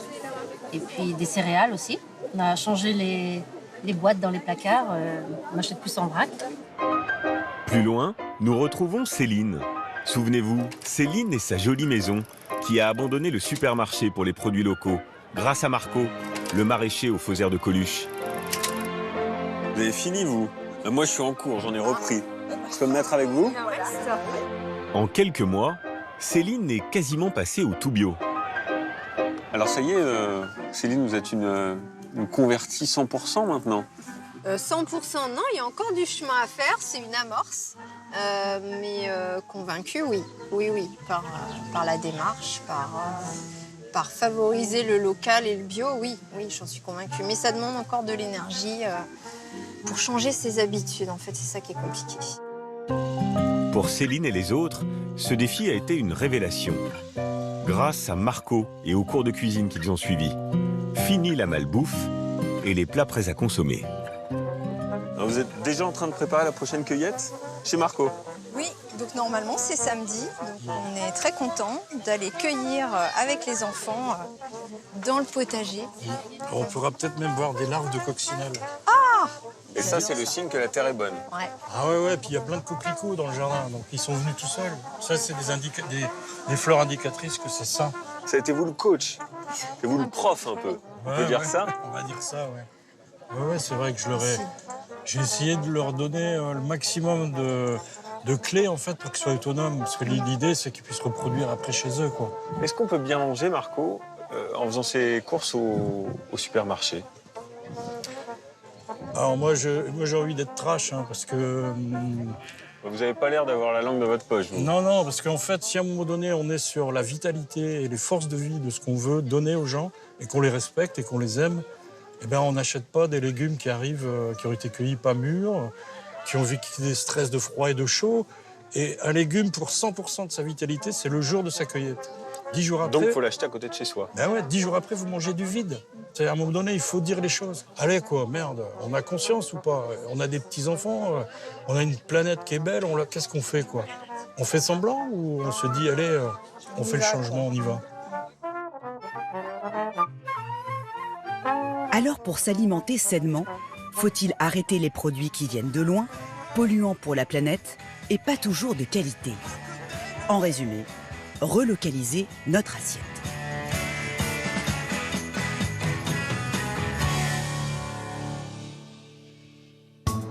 La question se pose en particulier pour un aliment qu'adorent les Français. Bonjour mesdames, bonjour messieurs, bienvenue à la Porte de Paris. Comme chaque année, cet événement attire des centaines de milliers de personnes. Elles viennent découvrir de nouveaux équipements ménagers. Gauche, droite, jamais relever la raquette. Des produits mis en avant par des vendeurs connus pour leur bagou. Et là, regardez, en 2 secondes, voilà les juliennes. Un championnat de France des camelots, qui a cette fois-ci un compétiteur de taille, un vendeur de miel. Bonjour monsieur. Bonjour. Enchanté. Bonjour madame. Bonjour. Alors c'est un voyage gustatif à travers les terroirs de France. On ne vend pas du Chanel et du Dior, hein, c'est entre 5 et 7 le pot. Mais pour le visiteur ou la visiteuse de la foire de Paris, nous faisons des assortiments. 2 à votre choix sur la gamme pour 15 ou 3 pour 22. Et si vous êtes encore plus fan de bleu blanc ruche, la boîte signée. Comme ça. Très joli, le cadeau pour la fête des mères. 27 € le tout, emballé, empaqueté.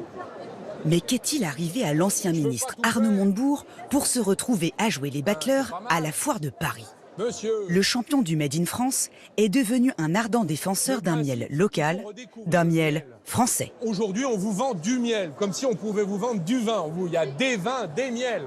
Le tilleul de Bourgogne, la lavande de Provence, la bruyère des Landes, fleurs sauvages du Limousin, plateau de 1000 vaches. On commence par l'acacia. Ça, c'est des ruches aux couleurs de la France. Made in France. Origine France garantie. Regardez, je vous ai mis la dose. Hein. Arnaud Montebourg s'est investi d'une mission. Relancer la production du miel hexagonal en créant sa marque. Voilà, c'est le Made in France. Bonjour monsieur. Si vous voulez goûter nos miels, c'est le moment. Je vous en fais 2 pour 15, c'est l'assortiment. Je ne vais pas vous détrousser. Hein. Merci madame. Merci à vous. Et c'est quand même bien de pouvoir développer un peu de la production locale. C'est quand même un peu dommage de faire des kilomètres, de faire venir des produits au-delà des frontières, alors qu'on a des magnifiques choses qui sont dans nos campagnes, dans nos régions. Il faut dire que le miel est un monument national en danger. En 20 ans, la production française s'est effondrée. Elle a baissé de 60%. Alors que nous en consommons de plus en plus. Résultat, les importations ont explosé. Plus 400% en 2 décennies.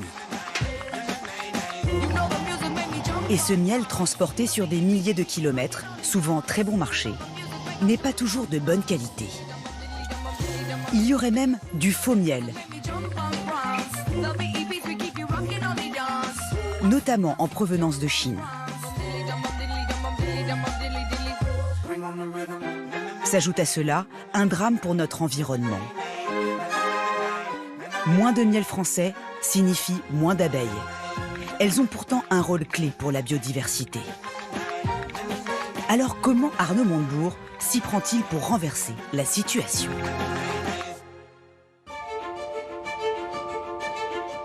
En Côte d'Or, à 20 minutes de Dijon, c'est au milieu de ces champs de colza que nous avons retrouvé l'un des apiculteurs qui travaille avec lui.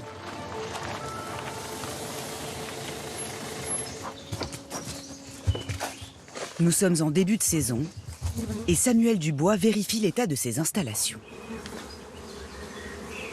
Donc là, je vais faire une visite de ruche pour contrôler l'essaimage. En fait, au printemps, les colonies ont une tendance à vouloir essaimer. C'est-à-dire que la reine va partir avec une partie des butineuses et des ouvrières. Et du coup, il faut éviter ça. Samuel s'assure que toutes les reines sont bien à l'intérieur de ces ruches. Vous voyez ? Il peut les repérer car il les marque avec ce point rouge. Donc voilà, elle est belle, elle est jolie, elle a un long abdomen. Il y a 4 ans, Samuel, ancien technicien de l'armée de l'air, a décidé de quitter son emploi stable pour devenir apiculteur. Il produit du miel d'acacia ou encore de tilleul. Alors ça, c'est un test que je fais vraiment pour avoir une indication très rapide du taux d'humidité en fait, du miel. Donc voilà, on regarde si le miel file. Il y a encore trop d'humidité aujourd'hui pour récolter.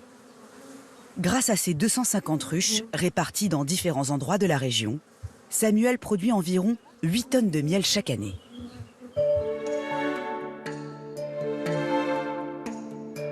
Une activité passion qui lui permet de se verser seulement l'équivalent d'un SMIC. Mais après chaque récolte, il serre un peu les dents.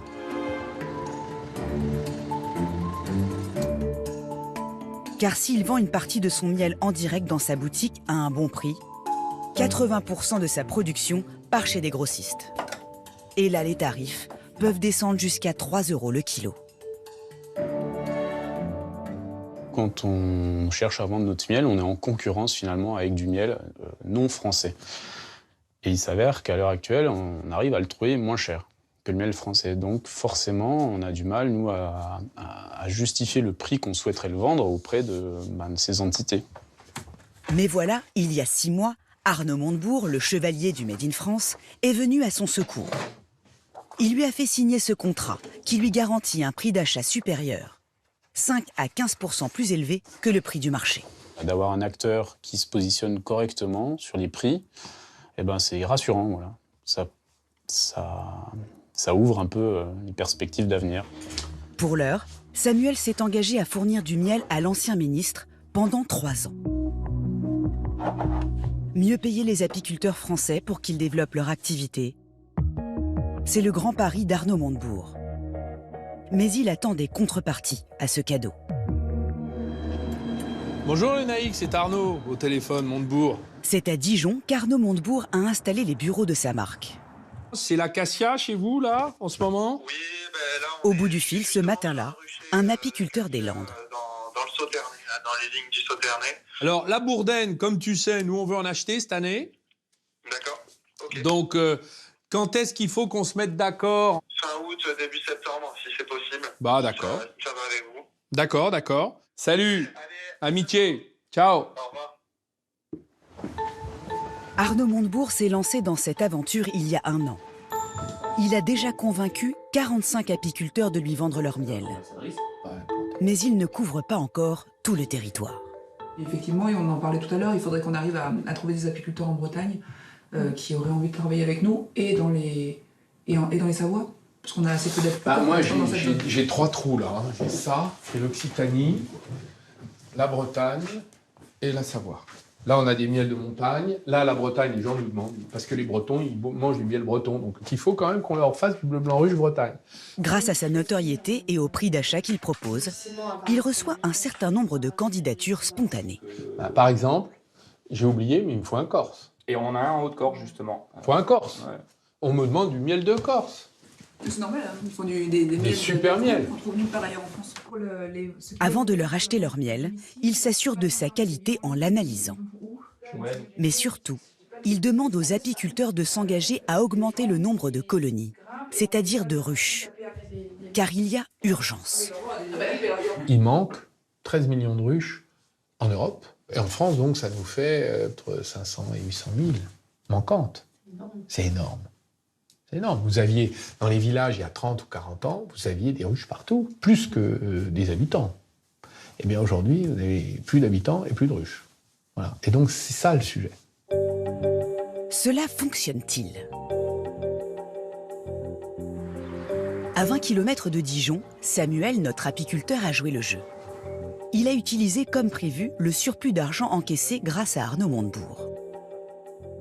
Ça m'a permis d'augmenter mon cheptel cette année, d'avoir une vingtaine de ruches supplémentaires en production. C'est l'engagement que j'avais pris auprès de Bleu Blanc Ruche et que j'ai honoré. Voilà. En un an, la marque a permis de donner naissance à près de 3000 ruches. Mais pour que les abeilles reviennent en masse, il va falloir que les consommateurs suivent et acceptent de faire un effort. Le pot de 250 grammes de ce miel haut de gamme coûte en moyenne 7 €, contre 2 € pour un produit standard importé. Des entrepreneurs relancent le Made in France et le local. Plus surprenant, des stars de la cuisine font des prouesses en jouant cette carte.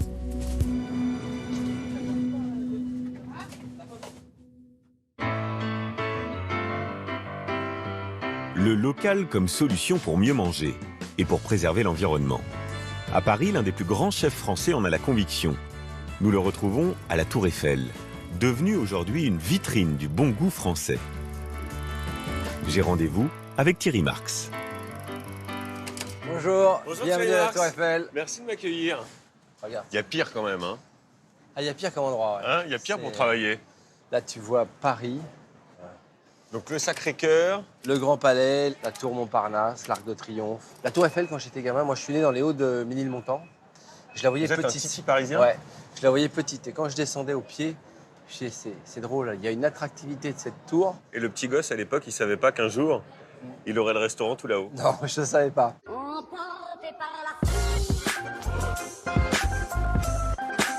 Et pourtant, aujourd'hui, c'est bien lui, Thierry Marx, qui pilote ce lieu prestigieux qui fait rêver le monde entier.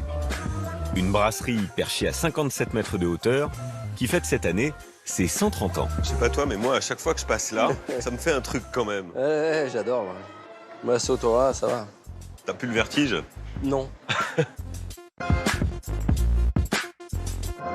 Son pari, proposer des menus 100% locaux. L'endroit stratégique. Le feu. Nous, là, dans le cœur de chauffe. Ah oui, je vois ça, oui. C'est le coup de cœur feu, là. chauffe. Ah ouais, là. Ça va, mon grand? Fidèle à son credo, le chef revendique une cuisine du marché, conçue avec des produits responsables. En salle, 25 serveurs, 170 salariés au total. Thierry Marx y régale 7 jours sur 7, plus de 900 hôtes. Alors, qu'est-ce qu'on mange, chef, à midi?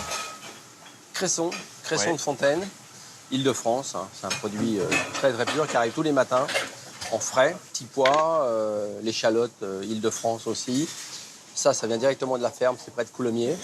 Et en fait, on a référencé tous ces produits en traçant avec un compas autour de la Tour Eiffel. C'est-à-dire qu'on a pris la Tour Eiffel en modèle compas et on a tracé un cercle à 250 km exactement autour de Paris. Et moi, ce qui me paraissait important, c'est de dire le prix n'est pas la valeur. La valeur est ailleurs. Le prix, c'est une négociation entre deux parties. La valeur, c'est la valeur sociale et environnementale. Comment est payé l'agriculteur, comment lui recrée de la richesse dans une économie beaucoup plus symbiotique, beaucoup plus à plat. Moi, le conseil que je donne, d'abord le local, d'abord la cuisine, et après le bio. Si on parle de bio, alors il faut être 200% bio. Vous dites même, Thierry, moi j'en ai un peu ma claque du bio. En fait, c'est pas que vous aimez pas le bio, c'est que vous dites, attention, il y a bio et bio, donc des fraises importées d'Espagne qui sont bio, ça veut rien dire, il ne faut pas les acheter. Un avocat du Chili, je vois pas l'intérêt, quoi. Je veux dire, Ouais. pourquoi pas ramener ces graines entre deux voyages et de les semer? Si ça pousse sur nos sols, pourquoi pas? Le bio, c'est pour moi 200% bio, impact social, impact environnemental. Risotto à cochon. Thierry, donne-moi la poche avec le fromage, s'il te plaît. Merci. Et alors, qu'est-ce qu'on fait avec tout ça, chef? Là, on a fait un fromage très, très malaxé, Ouais. avec un peu de fines herbes. Là, on sent une petite odeur de fines herbes. Dis-moi, Thierry, ça demande un savoir-faire particulier de cuisiner uniquement avec des produits locaux? Tout à fait. C'est-à-dire que ce qui abîme beaucoup la cuisine, c'est la mise en place, de pré-préparer des produits. Donc, il faut revenir à des bases, la maîtrise du geste, la coupe juste, goût juste, et la saisonnalité. Aujourd'hui, j'utilise certains agrumes qui poussent sur Paris, sur les toits de Paris. Aujourd'hui, j'ai du citron, j'ai des choses comme ça. Il faut attendre. Et c'est plus cher ou c'est moins cher de s'approvisionner local pour un chef Alors, comme vous? Je vais être très franc. Ça nécessite une économie, laquelle de faire attention aux produits, de travailler, de se dire, bah, j'ai plus de déchets, je n'ai que des coproduits. Qu'est-ce que je vais faire des causes? Donc, il faut rentrer dans une mécanique et dans une logique économique différente. J'en reviens à ce que vous nous avez préparé, au service du bon goût quand même aussi. Ah oui, oui, oui. On peut goûter? Mais bien sûr, on peut goûter. Un petit peu de fromage blanc, un petit peu de petit pois et le cresson. Fraîcheur, longueur en bouche, rétro-olfaction. Bonjour Thierry. Salut Gérard. Tu vas bien? Bonjour. Ah bah voilà, on parlait de producteurs locaux, on y est? Gérard Munier est l'un de ces agriculteurs urbains, fournisseur aujourd'hui de Thierry Marx. Romainville, c'est juste à côté de Paris, ça? Alors oui, c'est à 3-4 km de Paris. Qu'est-ce que vous nous avez apporté, monsieur, là? On produit en fait essentiellement des micro-pousses. Qu'est-ce que c'est, ça? Cueillis ce matin.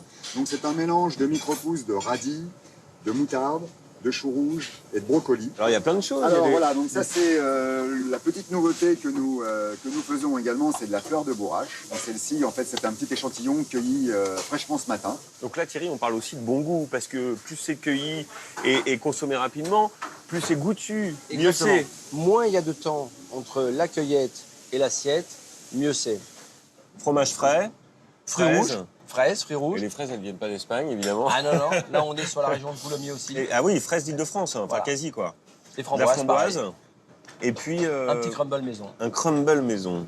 Et on a un produit totalement Île-de-France là. Allez, j'y vais.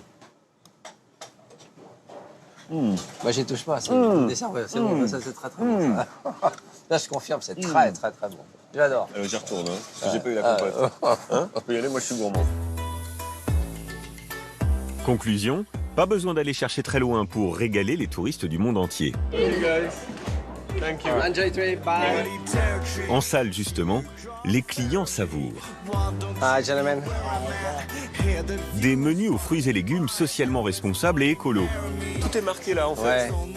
Mais Thierry Marx a aussi un autre cheval de bataille. La viande. Moi, ce qui compte, c'est manger mieux et en manger moins. Et quand vous dites en manger mieux, ça veut dire quoi mieux? Mieux sélectionné. Ce qui a abîmé le monde de la viande, c'est la théorie du low cost, du pas cher. La théorie du low cost? La théorie du low cost, c'est de tout faire pas cher. Donc finalement, le producteur ne s'y est pas retrouvé et le consommateur ne s'y est pas retrouvé. Et quelques-uns s'y sont retrouvés parce qu'ils s'en sont mis plein les poches. Mais la théorie du low cost est une théorie horrible. C'est-à-dire que de produire du bétail de masse pour laisser croire qu'on peut acheter de la viande pas chère, c'est une erreur. Aujourd'hui, le bétail doit avoir une durée de vie sur cette planète et doit être produite de façon environnementalement responsable. Manger à impact social et environnemental, ça a du sens. Mais comment choisir au mieux une viande de qualité qui préserve la planète et ne provoque pas de maltraitance animale? C'est d'autant plus difficile qu'on achète massivement notre viande en grande surface, où règne la guerre des prix.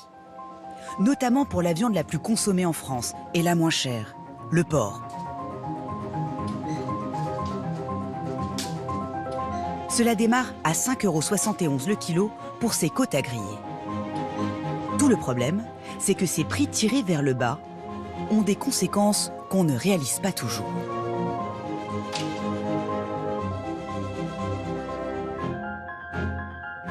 Il nous a fallu chercher longtemps, un peu partout en France, un fournisseur de la grande distribution qui accepte de nous ouvrir ses portes. Dans le Morbihan, ce fut finalement le propriétaire de ces grands bâtiments clos. François Valli élève des porcs premier prix depuis près de 40 ans, avec un leitmotiv en tête, économiser.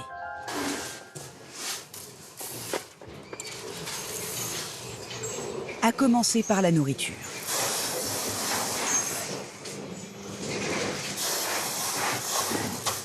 C'est un aliment premier âge. Donc ils ne sont pas sans OGM, ce n'est pas garanti sans OGM parce qu'il y a un problème de coût. Des céréales génétiquement modifiées, les moins chères. Même démarche pour les conditions de vie de ces animaux. Ils vont rester enfermés dans ce bâtiment jusqu'à leur départ pour l'abattoir et se tenir sur ce drôle de sol. On appelle ça un caillebotis béton. Avec ce système, les déjections des porcs passent directement dans la fosse septique. Cela permet à l'éleveur de ne pas acheter de paille, la litière traditionnelle des cochons. Mais cela signifie que les animaux vivent et dorment sur ce sol dur, en béton. Si vous me posez la question demain, est-ce que je vais enlever mes caillebotis pour mettre de la paille, c'est non. Les demandes sociétales, on peut les comprendre, on peut les accepter, mais pas toujours au même niveau du prix qu'on est aujourd'hui, c'est-à-dire le moins cher du moins cher. La paille, c'est 2,50 € de plus par cochon. Mais s'en priver a un autre inconvénient. Car à défaut de paille, justement, voilà avec quoi jouent les animaux. Et ça ne suffit pas à les calmer. Ces cochons s'agressent et emportent les stigmates.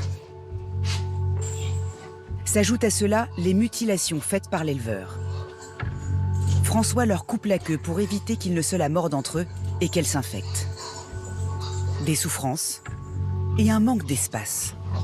Pour réduire les coûts au maximum, dans la majorité des exploitations standards, chaque porc n'a que 0,65 m² pour vivre. À la fin de sa croissance, un animal peut à peine bouger dans son enclos. Et il y a autre chose. Ici, François n'assure pas la reproduction de ses bêtes. Mais dans les autres élevages du même type, les truies vivent un supplice. Elles sont enfermées dans ces carcans métalliques juste avant la naissance de leur porcelet, puis pendant les semaines qui suivent. Une pratique qui serait justifiée par le fait qu'elles pourraient les écraser en s'allongeant.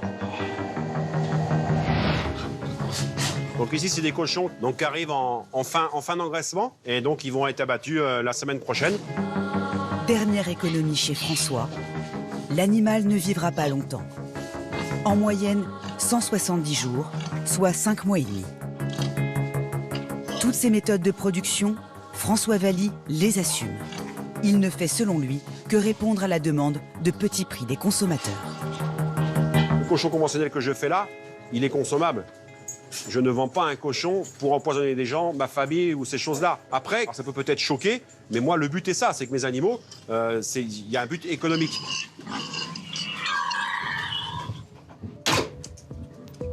Un modèle choquant qui a pourtant été applaudi à son apparition il y a 60 ans.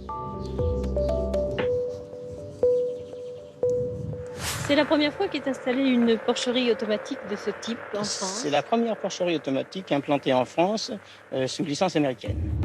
L'idée, c'était de démocratiser la consommation de viande jusque-là réservée aux personnes les plus aisées. Pour faire baisser les prix, il faut industrialiser le mode de production. La nourriture est même jetée par une machine. Tout y est déjà. La promiscuité des animaux et les caillebotis.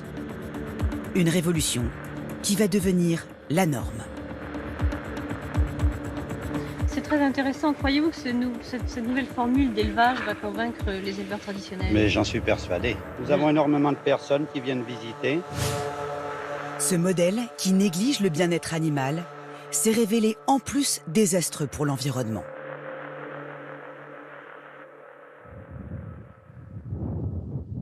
Cet été, aucun vacancier n'a pu profiter de cette belle plage bretonne.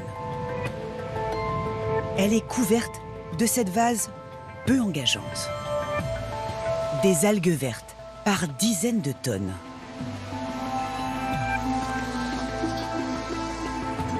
Une pollution qui a valu au site d'être interdit au public. Trop dangereux. Quand elles se décomposent au soleil, ces algues vertes dégagent un gaz toxique, soupçonné d'être à l'origine de plusieurs décès. Comme la mort inexpliquée d'un jeune ostréiculteur ou celle d'un ramasseur d'algues vertes qui a été reconnu comme accident du travail.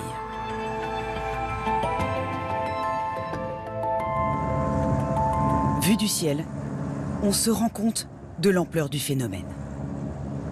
Sylvain Ballu, un scientifique spécialiste de ces algues vertes, fait régulièrement le point sur la situation. Donc là, on voit ce qu'on appelle le rideau. On voit au bas de l'eau là que c'est chargé. Hein, il y a des algues dans la masse d'eau là. Et là, vous voyez des gros dépôts sur la plage. Les 5000 élevages porcins concentrés en Bretagne ont leur part de responsabilité. Les déjections de leurs porcs, appelés lisiers, sont utilisées dans les champs comme engrais. Cela pollue les nappes phréatiques et participe à l'apparition de ces algues vertes un peu plus loin sur les plages. À 90-95% sur ces secteurs-là, c'est bien les activités agricoles qui génèrent ces proliférations d'algues vertes. Alors, est-on condamné à polluer et à maltraiter les animaux? Rassurez-vous, il y a de l'espoir. Partout en France, des initiatives annoncent une nouvelle approche de l'élevage, comme ici en Alsace. Ça va? Bonjour. Christian. Merci de me recevoir. Salut Thierry, tu vas bien? Salut Eric. Donc bienvenue en Alsace. Vous avez fait bonne route? Dans la profession, Thierry Schweitzer est considéré comme le Messie, ou presque. Ouais. Et donc, Ces futurs éleveurs ont fait 400 km pour le rencontrer. Allez, on va faire un petit tour. Ils aimeraient suivre son exemple. Lui qui a réussi à prendre ses distances avec le modèle industriel. Donc ici, c'est la maternité avec les petits. On ne va pas rester trop longtemps parce qu'il y a des mises barres. Les porcelets sont nés hier. Ils viennent de naître. Pas de cage. Les truies sont tranquillement allongées au milieu de leurs petits.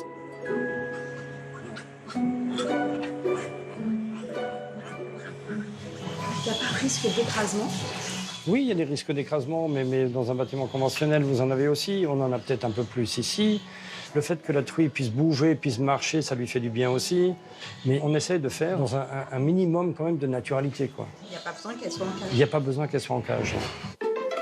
Et adieu les caillebotis en béton, remplacés par de la paille fraîche.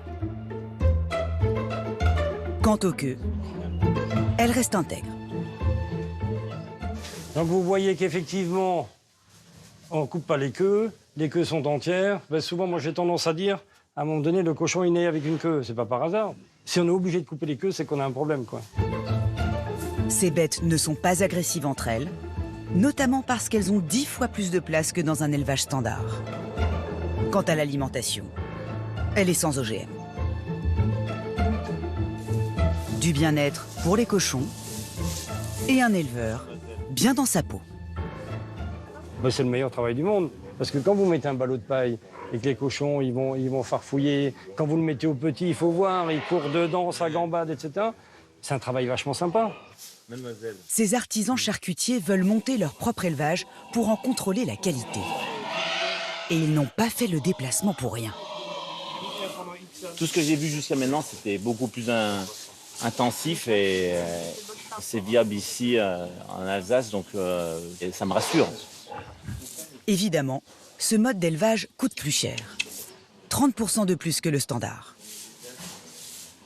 Allez, salut. Salut Eric. Merci de la visite.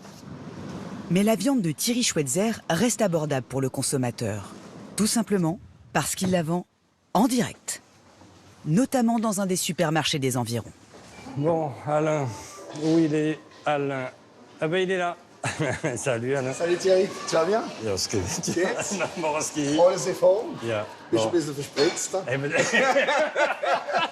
Alain Meyer, le directeur, est devenu son premier supporter. Écoute, je suis venu faire un petit point avec toi sur tout ce qui est grillade. Je te montre. Comment c'est? Il a fait de l'agriculteur la star de son rayon boucherie. Donc, qu'est-ce qu'on a en Schweitzer ici? Bonjour. En fait, donc, ok, t'as toute la gamme de Ah bah oui, le porc, cochon, etc. on n'a que du porc Schweitzer. Les clients suivent, convaincus par cet écriteau. Choisir ce produit, c'est préférer une alimentation saine qui respecte l'environnement et le bien-être animal. On a aujourd'hui un petit rayon, on a volontairement réduit, je dirais, la taille des rayons, mais on est monté en qualité avec un boucher qui désosse encore sa viande derrière. Et voilà, quoi. Donc c'est vraiment un positionnement qu'on a volontairement choisi comme ça. De la qualité à 7,90 € le kilo de côte de porc. Raisonnable.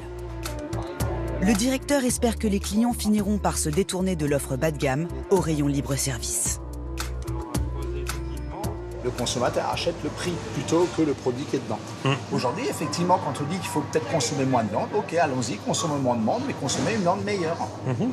Et je pense qu'à l'avenir, on va se diriger vers ça. La production de masse, c'est fini. C'est fini la production de masse. Si lui le dit, ça veut dire qu'on y va quand même. Non, mais ouais, c'est vrai. Désormais, dans ce supermarché, 60% des ventes de porc sont assurées par Thierry Schweitzer. Un exemple à suivre.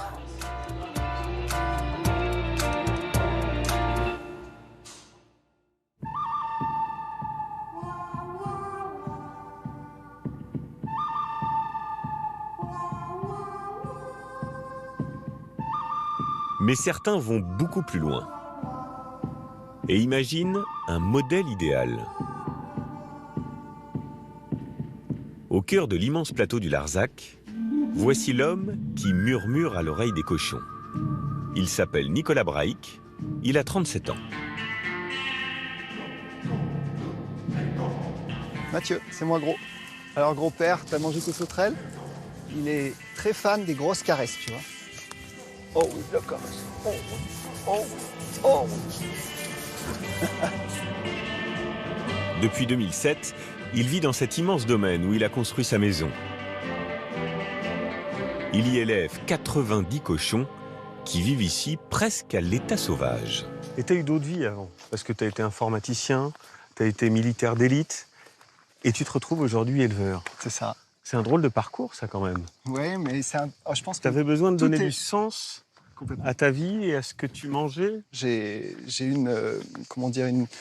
été appelé sur une envie de pouvoir m'alimenter et alimenter les autres de façon respectueuse. Donc c'est d'abord une démarche personnelle. Ouais, j'étais vraiment déçu de la viande, globalement.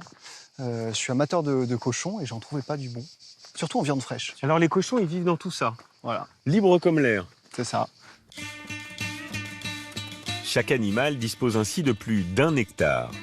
Ils se nourrissent naturellement de plantes, de fruits et d'insectes. Sous l'œil amoureux de leur propriétaire, qui leur a donné à chacun un petit nom.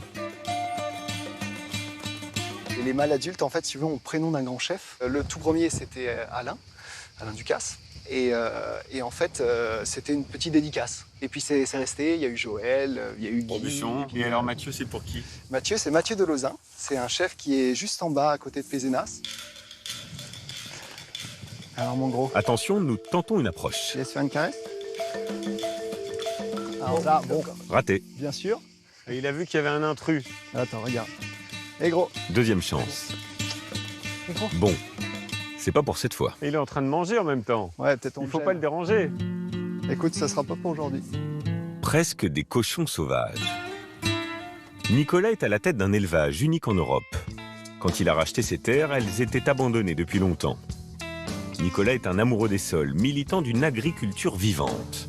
Ici, ni antibiotiques, ni pesticides. C'est une viande d'excellence qu'il produit.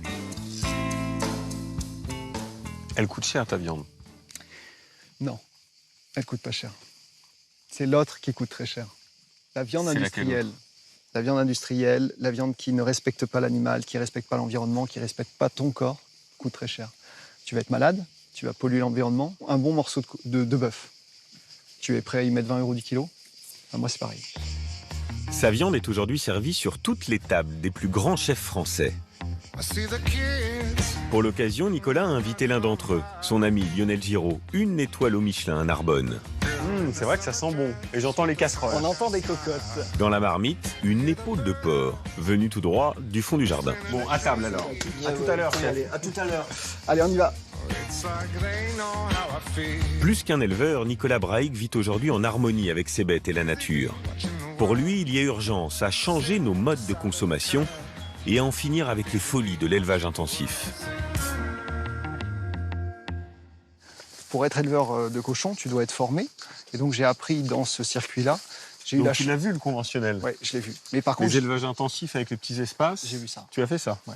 Mais et tu penses qu'on peut faire autrement aujourd'hui? Les citoyens doivent juste se rendre compte de ce qu'ils achètent. Déjà, ça c'est la première étape. Parce que quand tu fais un acte d'achat, tu votes pour un système. On peut pas dire, on peut plus aller sur les plages de Bretagne parce qu'il y a plein d'algues et continuer à acheter ce cochon-là. Tu comprends? Et mon système est l'excellence, c'est celui des grands chefs. Très bien, c'est une parenthèse, on est là, on se régale ensemble. Maintenant, il y a toujours une voie du milieu, il faut l'accepter. Il y a des élevages en plein air qui ont beaucoup moins d'espace, qui sont très bien. Il y a des élevages en bâtiments semi-ouverts, je suis moins fan, mais c'est déjà ça. Ouais, ce que tu dis, c'est d'abord la qualité et pas la quantité. Complètement. C'est ça ce qu'on peut faire chacun à notre niveau de consommateur. Et complètement. Et ce qui est fou, c'est que dans la qualité, en fait, elle te nourrit plus. Donc tu en manges moins.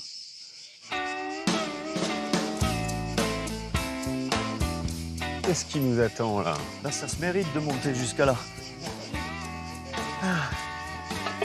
Alors, chef? Bah alors, cette montée était pas trop dure? Et là, j'ai l'impression qu'on va se faire plaisir maintenant. Manger moins de viande, mais de meilleure qualité. Après notre longue marche, nous retrouvons le chef Lionel dans ce cadre magnifique.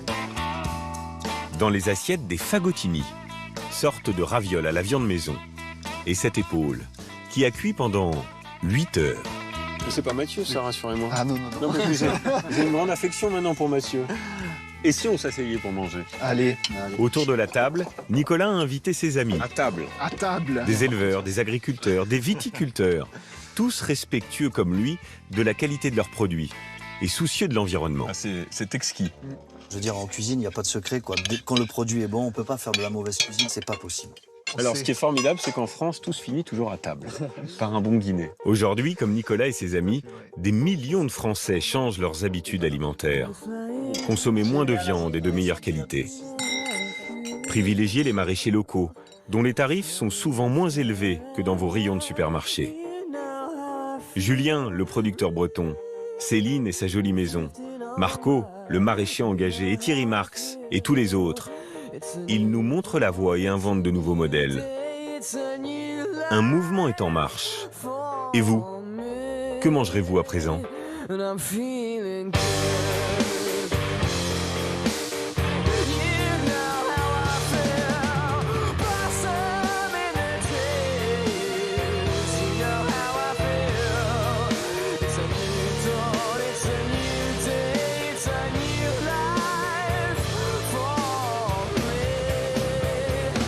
I'm feeling good.